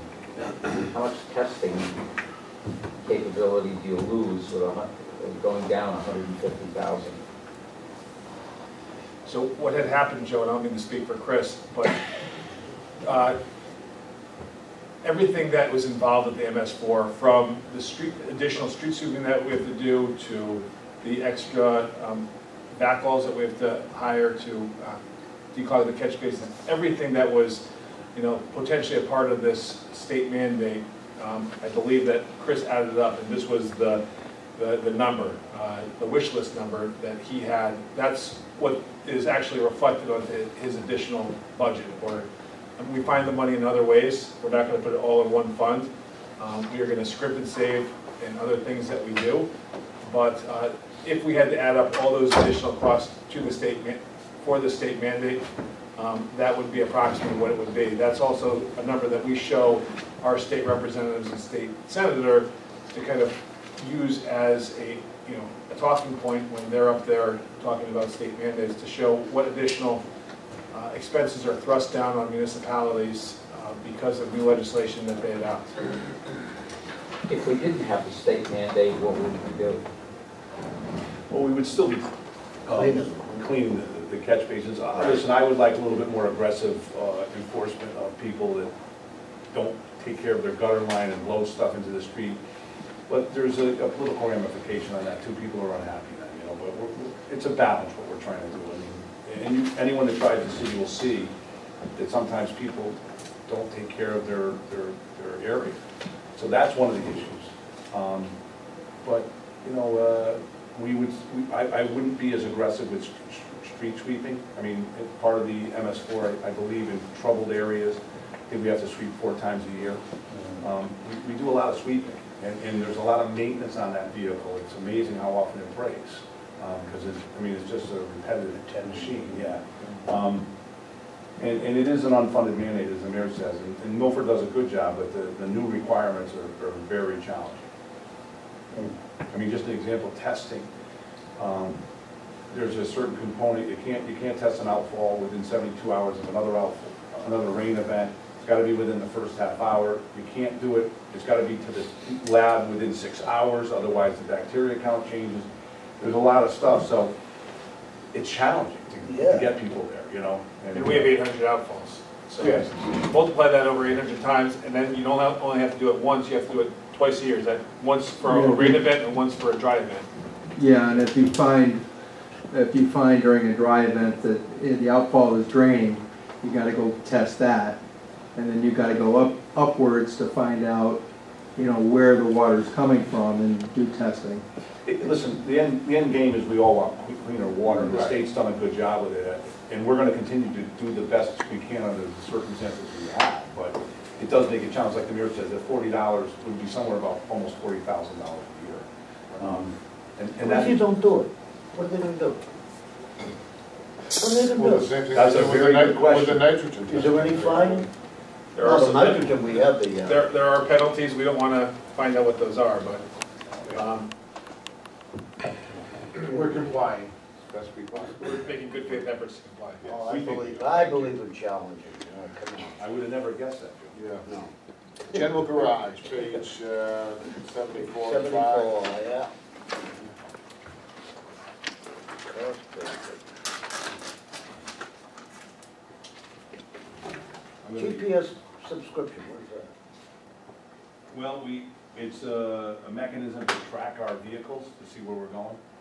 Is it worth it? Well, that's new from a couple of years ago, right? Yeah, so we had a system in about 1.5 years ago. We worked it for about almost 8 months, almost a year. And we found that system wasn't really beneficial. We had a lot of false negatives or false positives, whatever you want to call. We had trucks that were supposedly on the road when they weren't. And we just haven't gotten back. And the mayor's really been pushing me on this to get a new system in place, and we need to get one.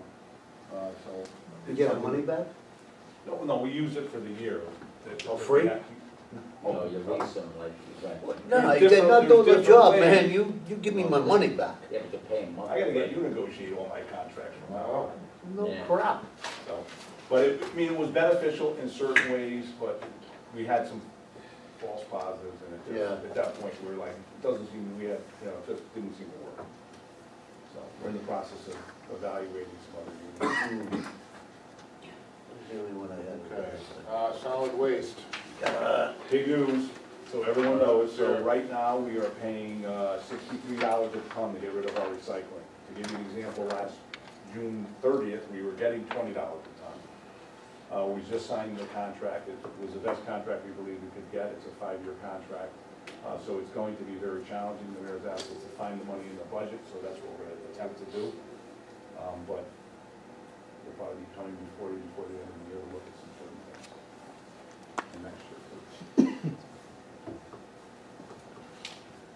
No, give me that back again. We're paying 63 a ton? Right now, but we're Yeah. gonna be, we had a locked in, That's for recycling.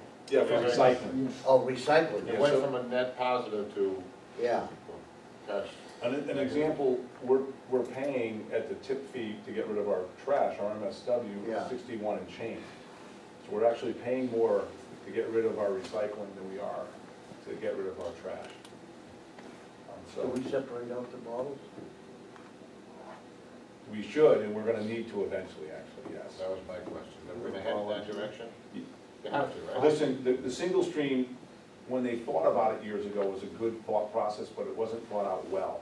So the bottles and glass are contaminating the products, which is the most valuable product is cardboard, the second one is newspaper, but most people don't even read newspapers anymore. Right. They're online. And then mixed paper.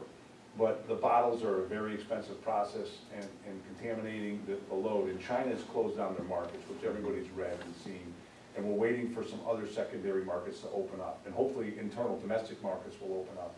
But there's a lag time between this whole shutdown and hopefully these markets opening up. Yeah, India is opening up. Well, but they're not taking anywhere near what China was taking. China was, yeah. China was taking, and it's amazing when you think about it, that you can take recycled material, put it on a ship, drive it there, and it makes sense, but for those timeframes, it did work, but not any longer. The good news is, the contract that we signed, if the secondary market does open up for the recycled products, we do get a credit, say that, the value of secondary glass increases exponentially, we'll get a credit to our per ton rate. Or whatever the recyclable product is, we'll get a credit if it increases. And so the part of the contract was we had a fixed number for what it costs for them to process it. And then there's a thing called an ACR, which is the number they get for the materials that they process. And if it goes above $75 a ton, we're gonna be good, but right now it's like $12 a ton, so that's the challenge. And there's some legislation up in Hartford trying to use communities that can hopefully maybe eliminate taking bottles. I'm a big proponent of increasing the bottle deposit to like 25 cents a bottle, even for wine bottles, because hopefully it'll incentivize people to bring wine bottles back and beer bottles, but a lot of stuff goes back into the recycling, so. How's the program going with one driver per truck with the arm? I think it's going excellent. So and I know the mayor would like probably a little bit more savings out of it, but I think when I started a little under 5 years ago, I think there was 31 or 32 employees. We're down to 25 without a layoff, which we guaranteed, and we anticipate a number of other employees leaving in the next year. And our goal is to get into the teens in another year or two. So you're gonna need more trucks with the arm? No, we've streamlined, we went from 5, and I gotta say, the solid waste division has done a great job. To the challenges that we've put before them. We've gone from 5 trash trucks to 4. Roots, yes, I'm sorry. So we always wanted a backup trash truck. We've streamlined some of the recycling, we're gonna continue to do that. And we've reallocated some of the employees there to do some other issues or other things throughout the city. So they've been helpful. Okay, that's great. Does it cost us a lot to sort the recycling or get the stuff that shouldn't belong in there? I know that. Yeah, it doesn't, right now we put it in our truck and we have a pretty good mechanism because we collect and we have toters, so they're watertight and weather-tight for the most part. The issue we have to do a better job enforcing and starting to refuse to take some people's recycling. And that's one of the things I've talked to the mayor about recently, about doing more audits. It's gonna frustrate people, but we need to, because the expectation from the vendor is less contaminants. Truthfully, a few years ago, they didn't care, they took everything. But the product now needs to be a better quality grade, and that's what we need to do. So, under the single stream recycling, those trucks, we have, if it's a backload or rear loader, we rely on our city employees to inspect what's going into the truck. For everything else, we rely for the tippers or the pneumatic arms. We actually have cameras that the driver looks at while he's dumping the garbage or the recycling. For the recycling trucks, they finish a load, and that recycling truck goes all the way directly to Shelton and dumps off the recycling there at the single stream processing plant, Oak Ridge, and they sort it. The city does not sort residential recycling. This transfer station, there are obviously areas that you have to bring, metal or glass or paper products to it, and it's sorted on that site. But residential recycling is sorted directly at the Oak Ridge facility. Do they charge us to sort? Well, that's part of the tipping fees. That's the tipping fee that is going from $20 a ton that they paid us to $63 a ton that we pay them. And if anyone ever wants to go, it's really an experience. It's a pretty impressive building that they do it at. That's an $80 swing. Yeah. It's an $80 swing you're going for. Yeah, Right, they're shelling out 60. But the city waste removal cost, the $2 million, that includes both MSW and recycling? It does now, but it didn't. That's the issue, because we never had a line item for recycling. Right. Because we never paid for it. It was a revenue thing for Peter. Now it's no So we longer. used to receive about $80,000 a year in Right. recycling profits. We generate about 4,000 tons of recycling a year, approximately. So if it's $60 a ton that we're paying now and no longer receiving, it used to be about $80,000, 4,000 to 5,000 tons of recycling a year. So now we are going to be paying about $250,000 in costs, so an extra, correct? Yes. So, I mean, it's gonna be a little less this first year because the contract, we had a floating scale. It was $20 for the first 3 months, $25 for the next 3, and then it went to a commodity-driven product. It started at 53, now it's at 63. But I think trash and recycling is gonna change dramatically in the next 5 to 10 years.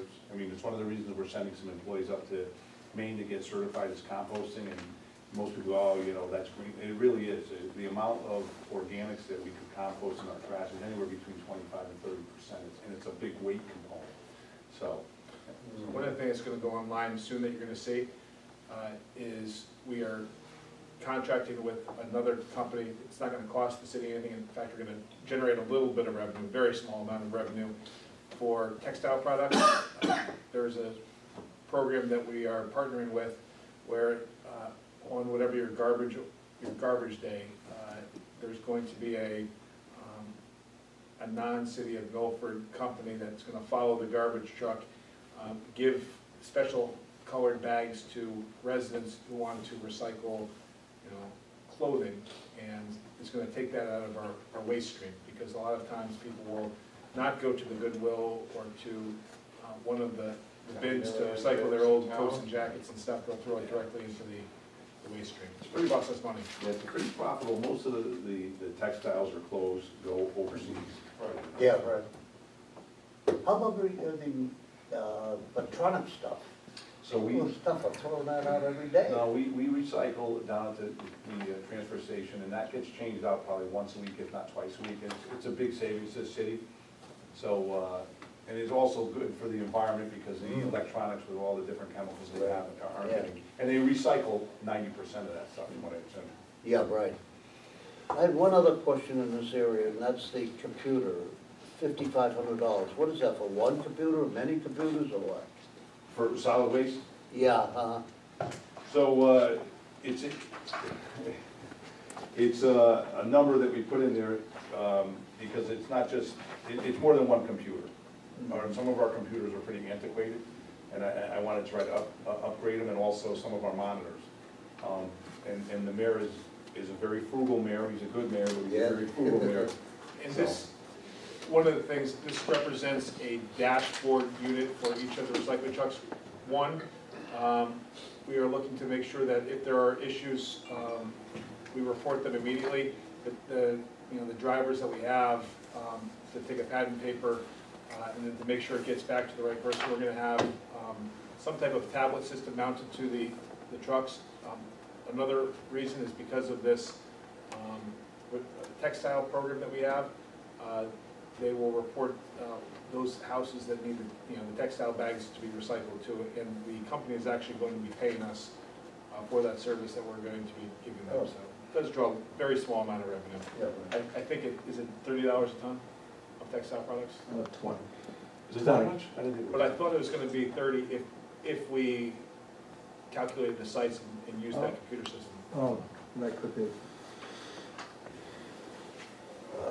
It's tremendous. Yeah, it's cost avoidance really, more than any kind of income.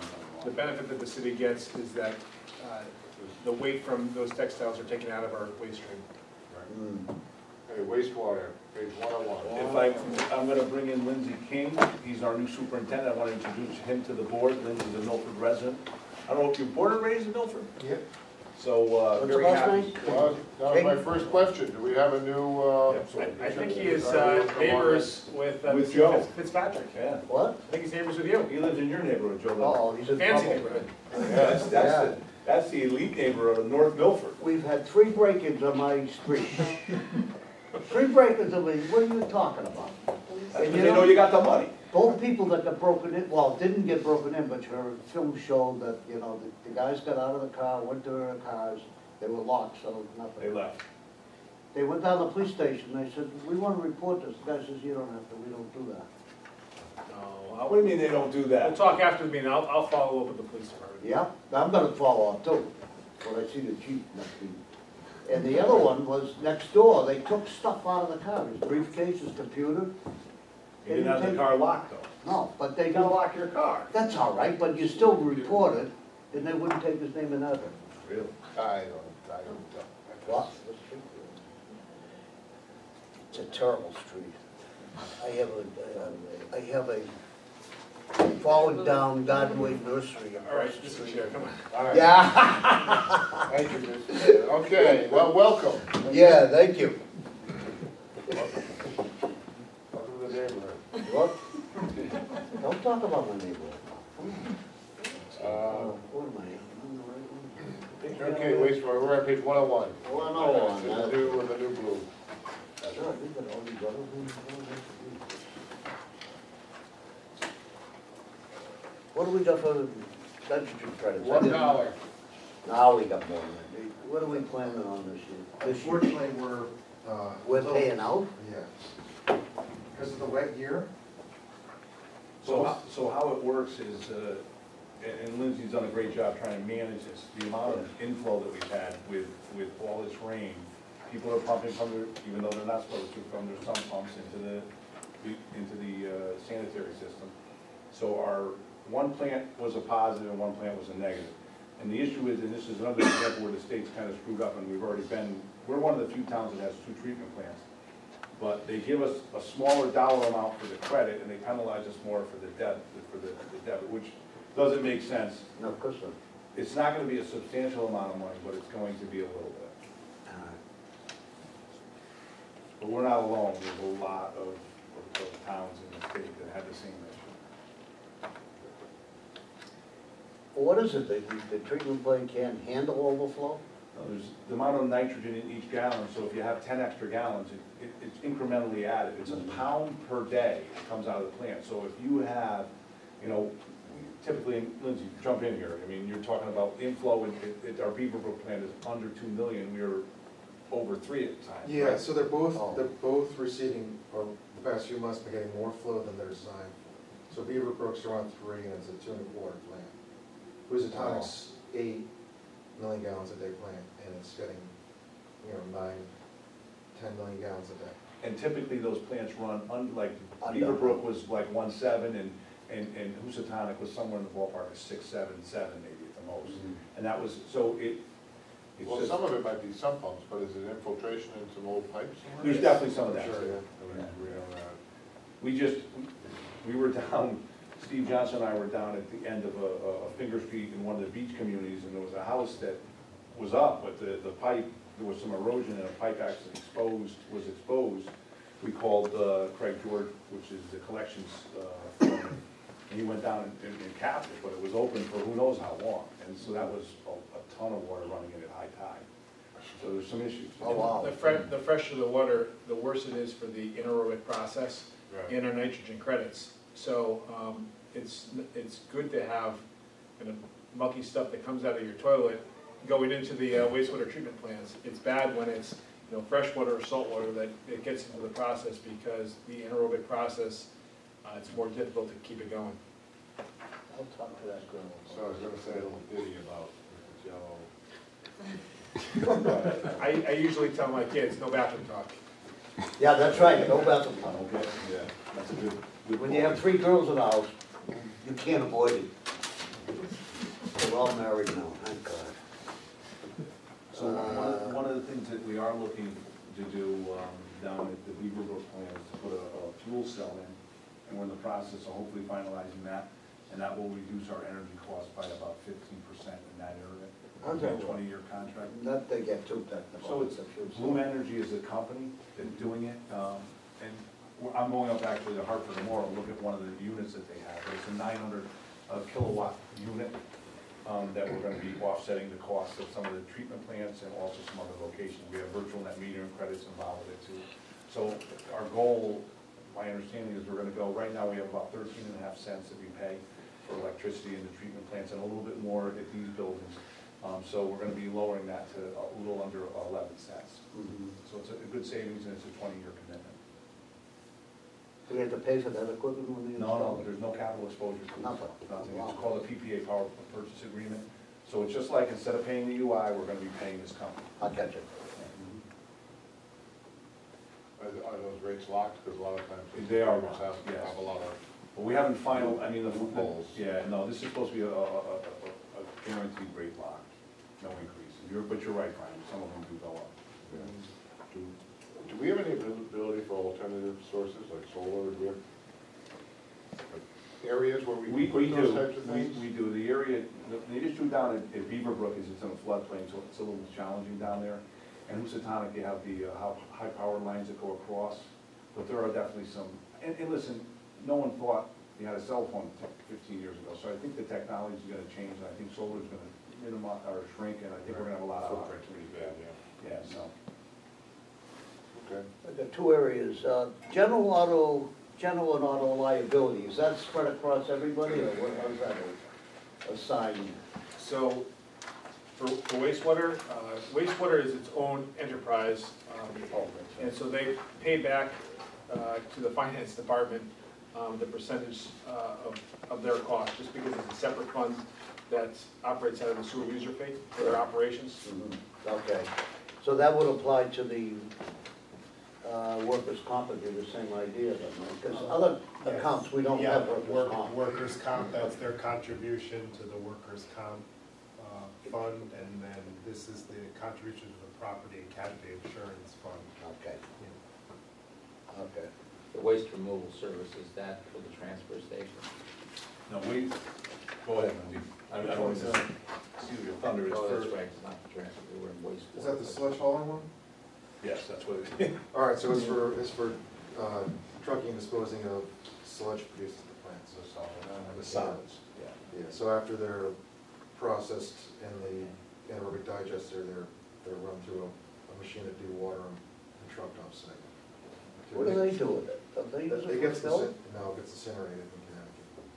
So Oh, it does, huh? Yeah, you're very limited with what you can do with your sludge solids in Connecticut, so pretty much everyone has to incinerate. Is there any organic use to that or anything, or is it just dead earth? You could make fertilizer with it. Fairfield does. Fairfield composts and mixes that sludge with leaves Right. and other organics, but they can't sell it in Connecticut. They actually have to sell it out of state. I think it goes to New York. Good. We can go to a better place. All right, Sewer Commission, Ta-da. page 98. Yeah. Pretty basic. I don't think there's any questions there. Okay, I think we're done with Public Works, Chairman. And welcome, unless somebody else has a random point, we will let you. Good, thank you. What time are we going to the grill? Where? We're going down to the grill now. I'm going home for dinner. That's right. Well, thank you for Why coming would you out. go home? Welcome You aboard. gotta- Nice meeting you.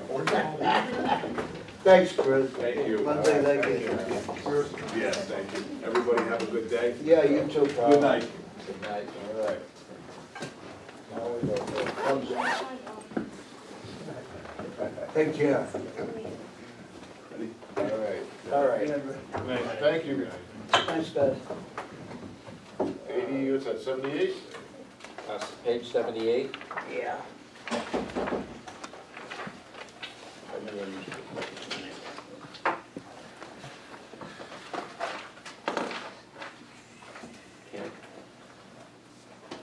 Roll number 94.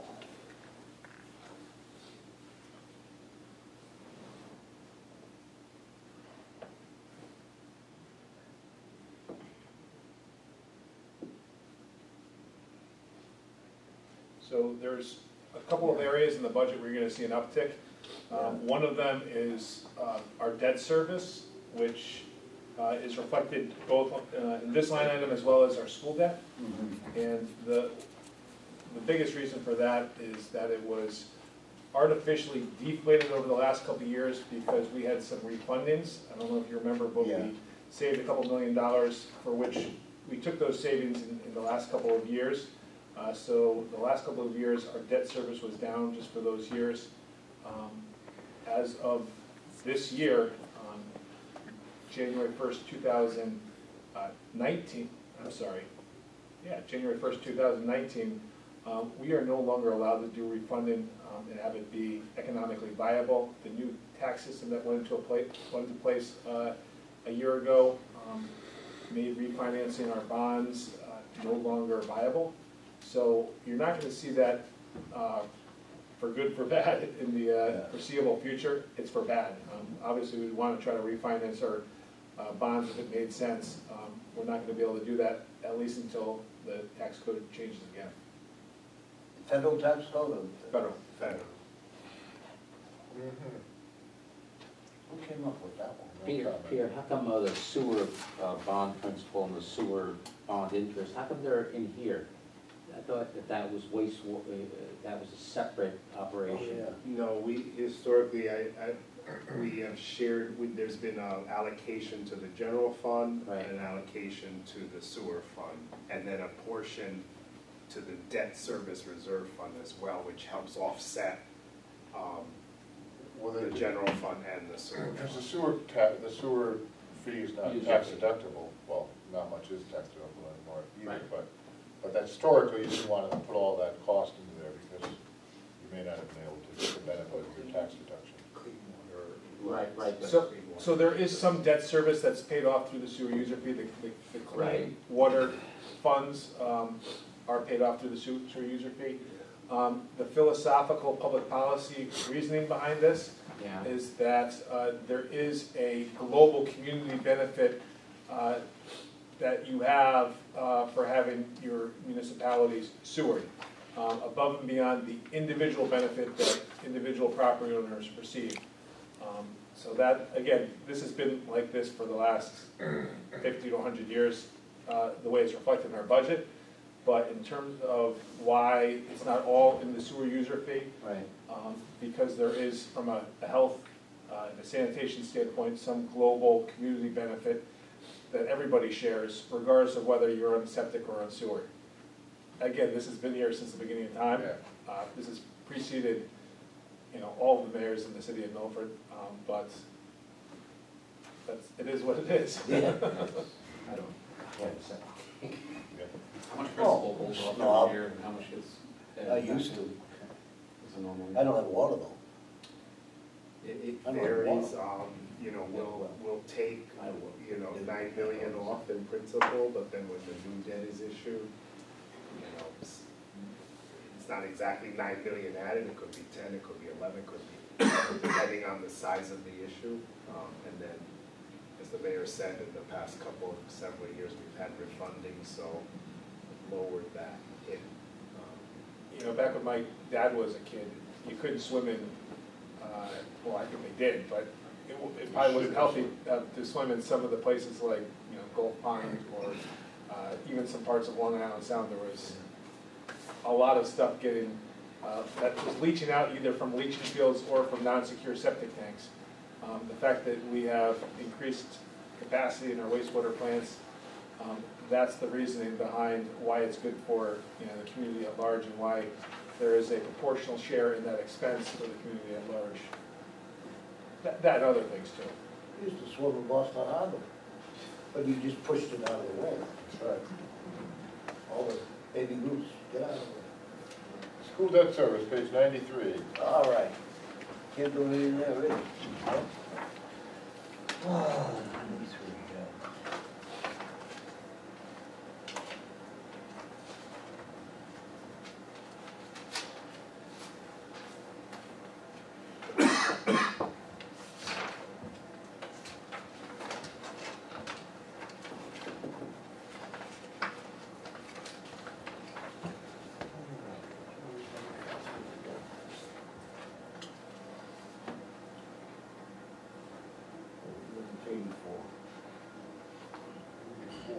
Yeah. 84. Employee benefits, non-teaching.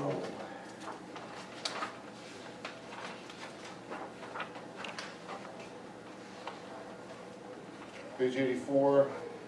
I've got a problem with the increase of 1.5 million on the pension for the fire, police, general. There's gotta be an answer there. Back in 2008, Page 84. every single pension fund across the city and the world took a huge hit. There was a smoothing process that did hit us in 2009 or 2010 or 2011. It started to hit us, if you look back at the last several budgets, in like 2012, and then it's been increasing exponentially.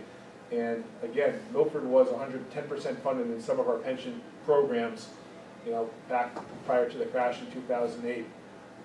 At that point, if we were invested solely in T-bills, we'd probably be in good shape, but nobody was invested, you know. If we had that kind of clairvoyance, we would be in an even better spot. But we still are one of the most well-funded pension programs in the state of Connecticut. But it's still a big liability that we have, and we're trying to make sure. So this additional increase reflects approximately 50% more than the previous year's payment. Well, how much percent? 15. 15%? More than last year's. More than last year, and this is the smoothing getting. Well, our ARC, or our annual required contributions, that's the increase or the smoothing that has happened since really 2008.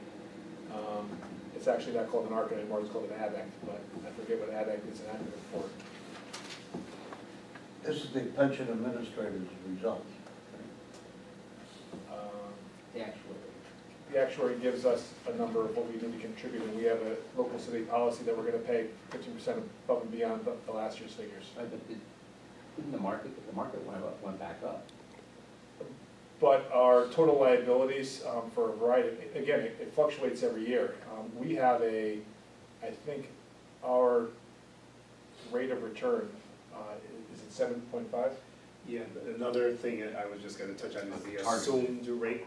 Besides the losses from 08 that we're still in the end of that smoothing process, that increases the ADIC. But we had to lower our assumed rate of return from 8.25. We went to 8. I believe we're down to 7.75. So in other words, you're assuming a 7% rate of return, and then the years like you had last year where it was Lower, right. So even though the markets are way up, there's too many periods of time where we're assuming 7, and then we had too many flat years, and there's just too much of a gap to say, okay, well, there's the gap. We've got to now bolster So for that a difference. yeah. Actuarially, we just assumed you were gonna get 7.5 or 8. So we always got lower than what we were assuming? Yes. We had 8.25, some years, you know, we had 8.25 for a while, we were getting lower. Assumed. Assumed 8.25, but the actuarial rate of return was actually lower. So back 5 years ago, actually back 4 years ago, our assumed rate of return was 8.25. If it was still at 8.25, we would be contributing a lot less on an annual basis, or our ARC would be a lot less. Our annual required contribution would be a lot less than it is now. We voluntarily went down to a lower rate of return. And we did it gradually. We did it, I think, 0.25% each year for over 2 years. And that, once you lower that, it puts upward pressure on the annual contribution. And you may have read, we just learned that the state MERS plan is finally going down to 7%. So that's going to increase the annual required contribution to the state pension plan, for example. So even though it looks like our liabilities are higher, you know, it's actually, we are pushing them higher because we're being a little bit more realistic than they were back in the day. So these are promises to pay. Right. And the actuaries basically said, well, if you get an 8.5% rate of return, you'll have no problem. Well, guess what? So who's the actuaries coming up with these assumed rates of return? Municipalities have. We set the rate of return, they make a recommendation, but the pension board adopts it, and we don't hit it. So, is that pretty much it? Right. Well, but you have some years we do, some years we don't. Some years you do, some, but lately it's, you know. And it's not, I mean, this is a national epidemic. So a lot of pensions. Who sets it? I mean, I know that we adopt it, that the actuary makes a recommendation, we adopt it, but technically, these are, you know, our consultant, and he's the one who's knowledgeable about it. So the actuary likely did recommend, some financial consultant recommended that we go down because it's a more realistic figure. But there are a lot of pension funds across the state and across the world where they leave them artificially high. They don't go down to the 7.5 because they don't have to make as much of an annual required contribution. We did it, we came down just because it's more of a realistic figure. We don't want to get stuck bonding $100 million for our pension. What percent are we funded now for the pension? Over 90%. Over 90? Okay. 90. All right. What's the 28,000 pension consulting fee, where it was 6,500 in 17, 18, now it's jumped up to 28? That's the auditor.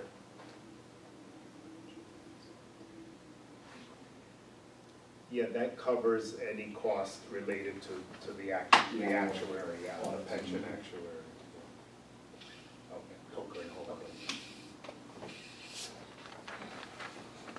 Okay, just for clarity, on page 93, education, employee benefits, non-teaching, I'm not sure if we touched upon it. 93, yeah. Just to go back on. And then insurance and bonds. 85, yes, back to 85. Yeah, 85. Well, non-teaching is the FICA. Yep.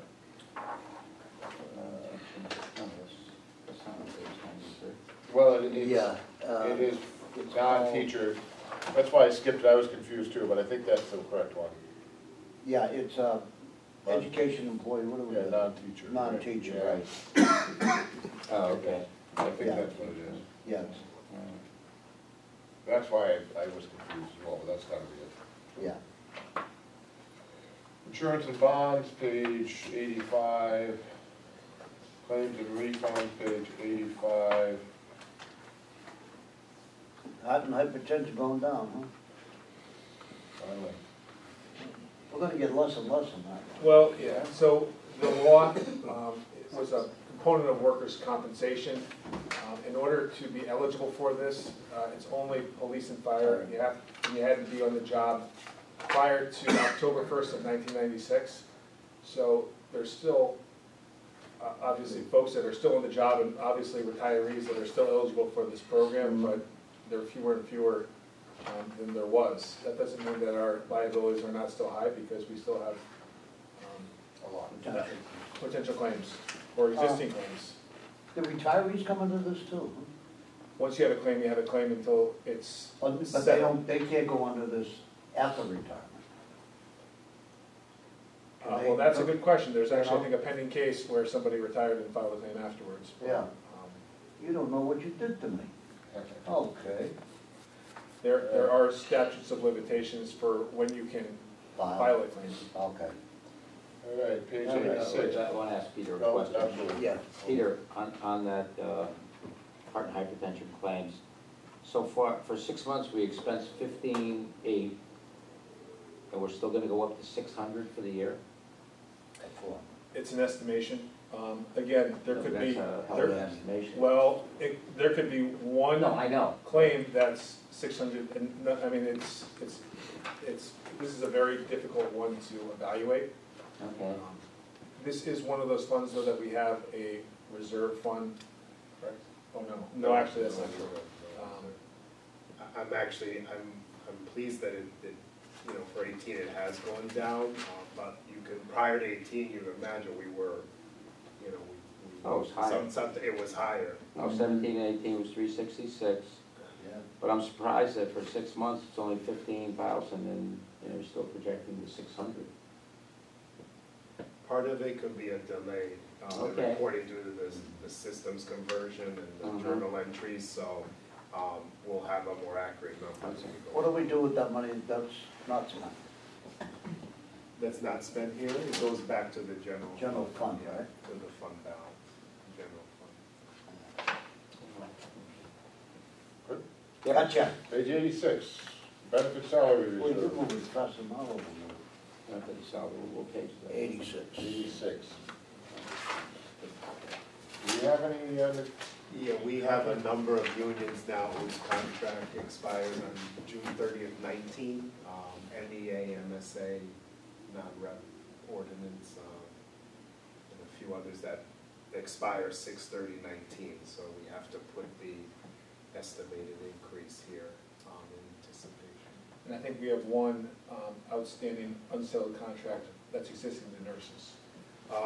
Yeah, nurses, I believe Public Works also expires 6/30/19. Oh, I'm talking about the ones that already expired last year. Oh, last Nurses- year, yeah. Nurses actually expired last year. How do you arrive at that? Just take a percent? Yeah, I have to estimate a percent, I believe I used 2.5%. 2.5, yeah.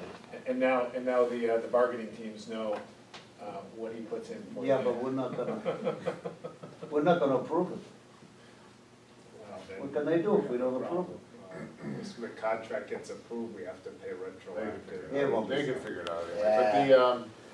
But Sorry about that. why are the 430, negative 430 as of 12/10 on the left-hand column? Yeah, that's because in many cases, the contract is still not resolved by the time we cross fiscal years. Okay. So we can't let the money go back into fund balance, so we have to book an account, it's called an accrual. Oh, yeah. So, we have Yeah. to debit the prior fiscal year and credit accrued payroll. Okay.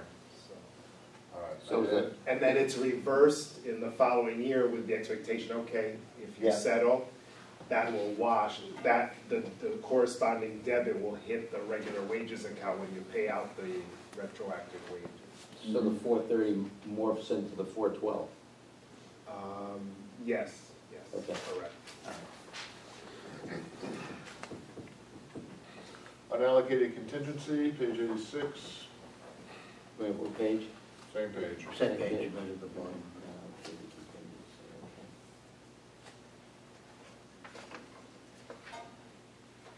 Okay, education audit, page 93.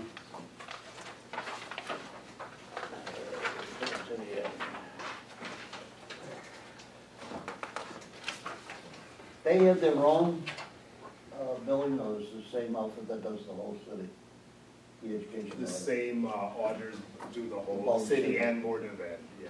Yeah, okay. And all the special funds. And all special funds. and all special funds. Education health insurance, page 94.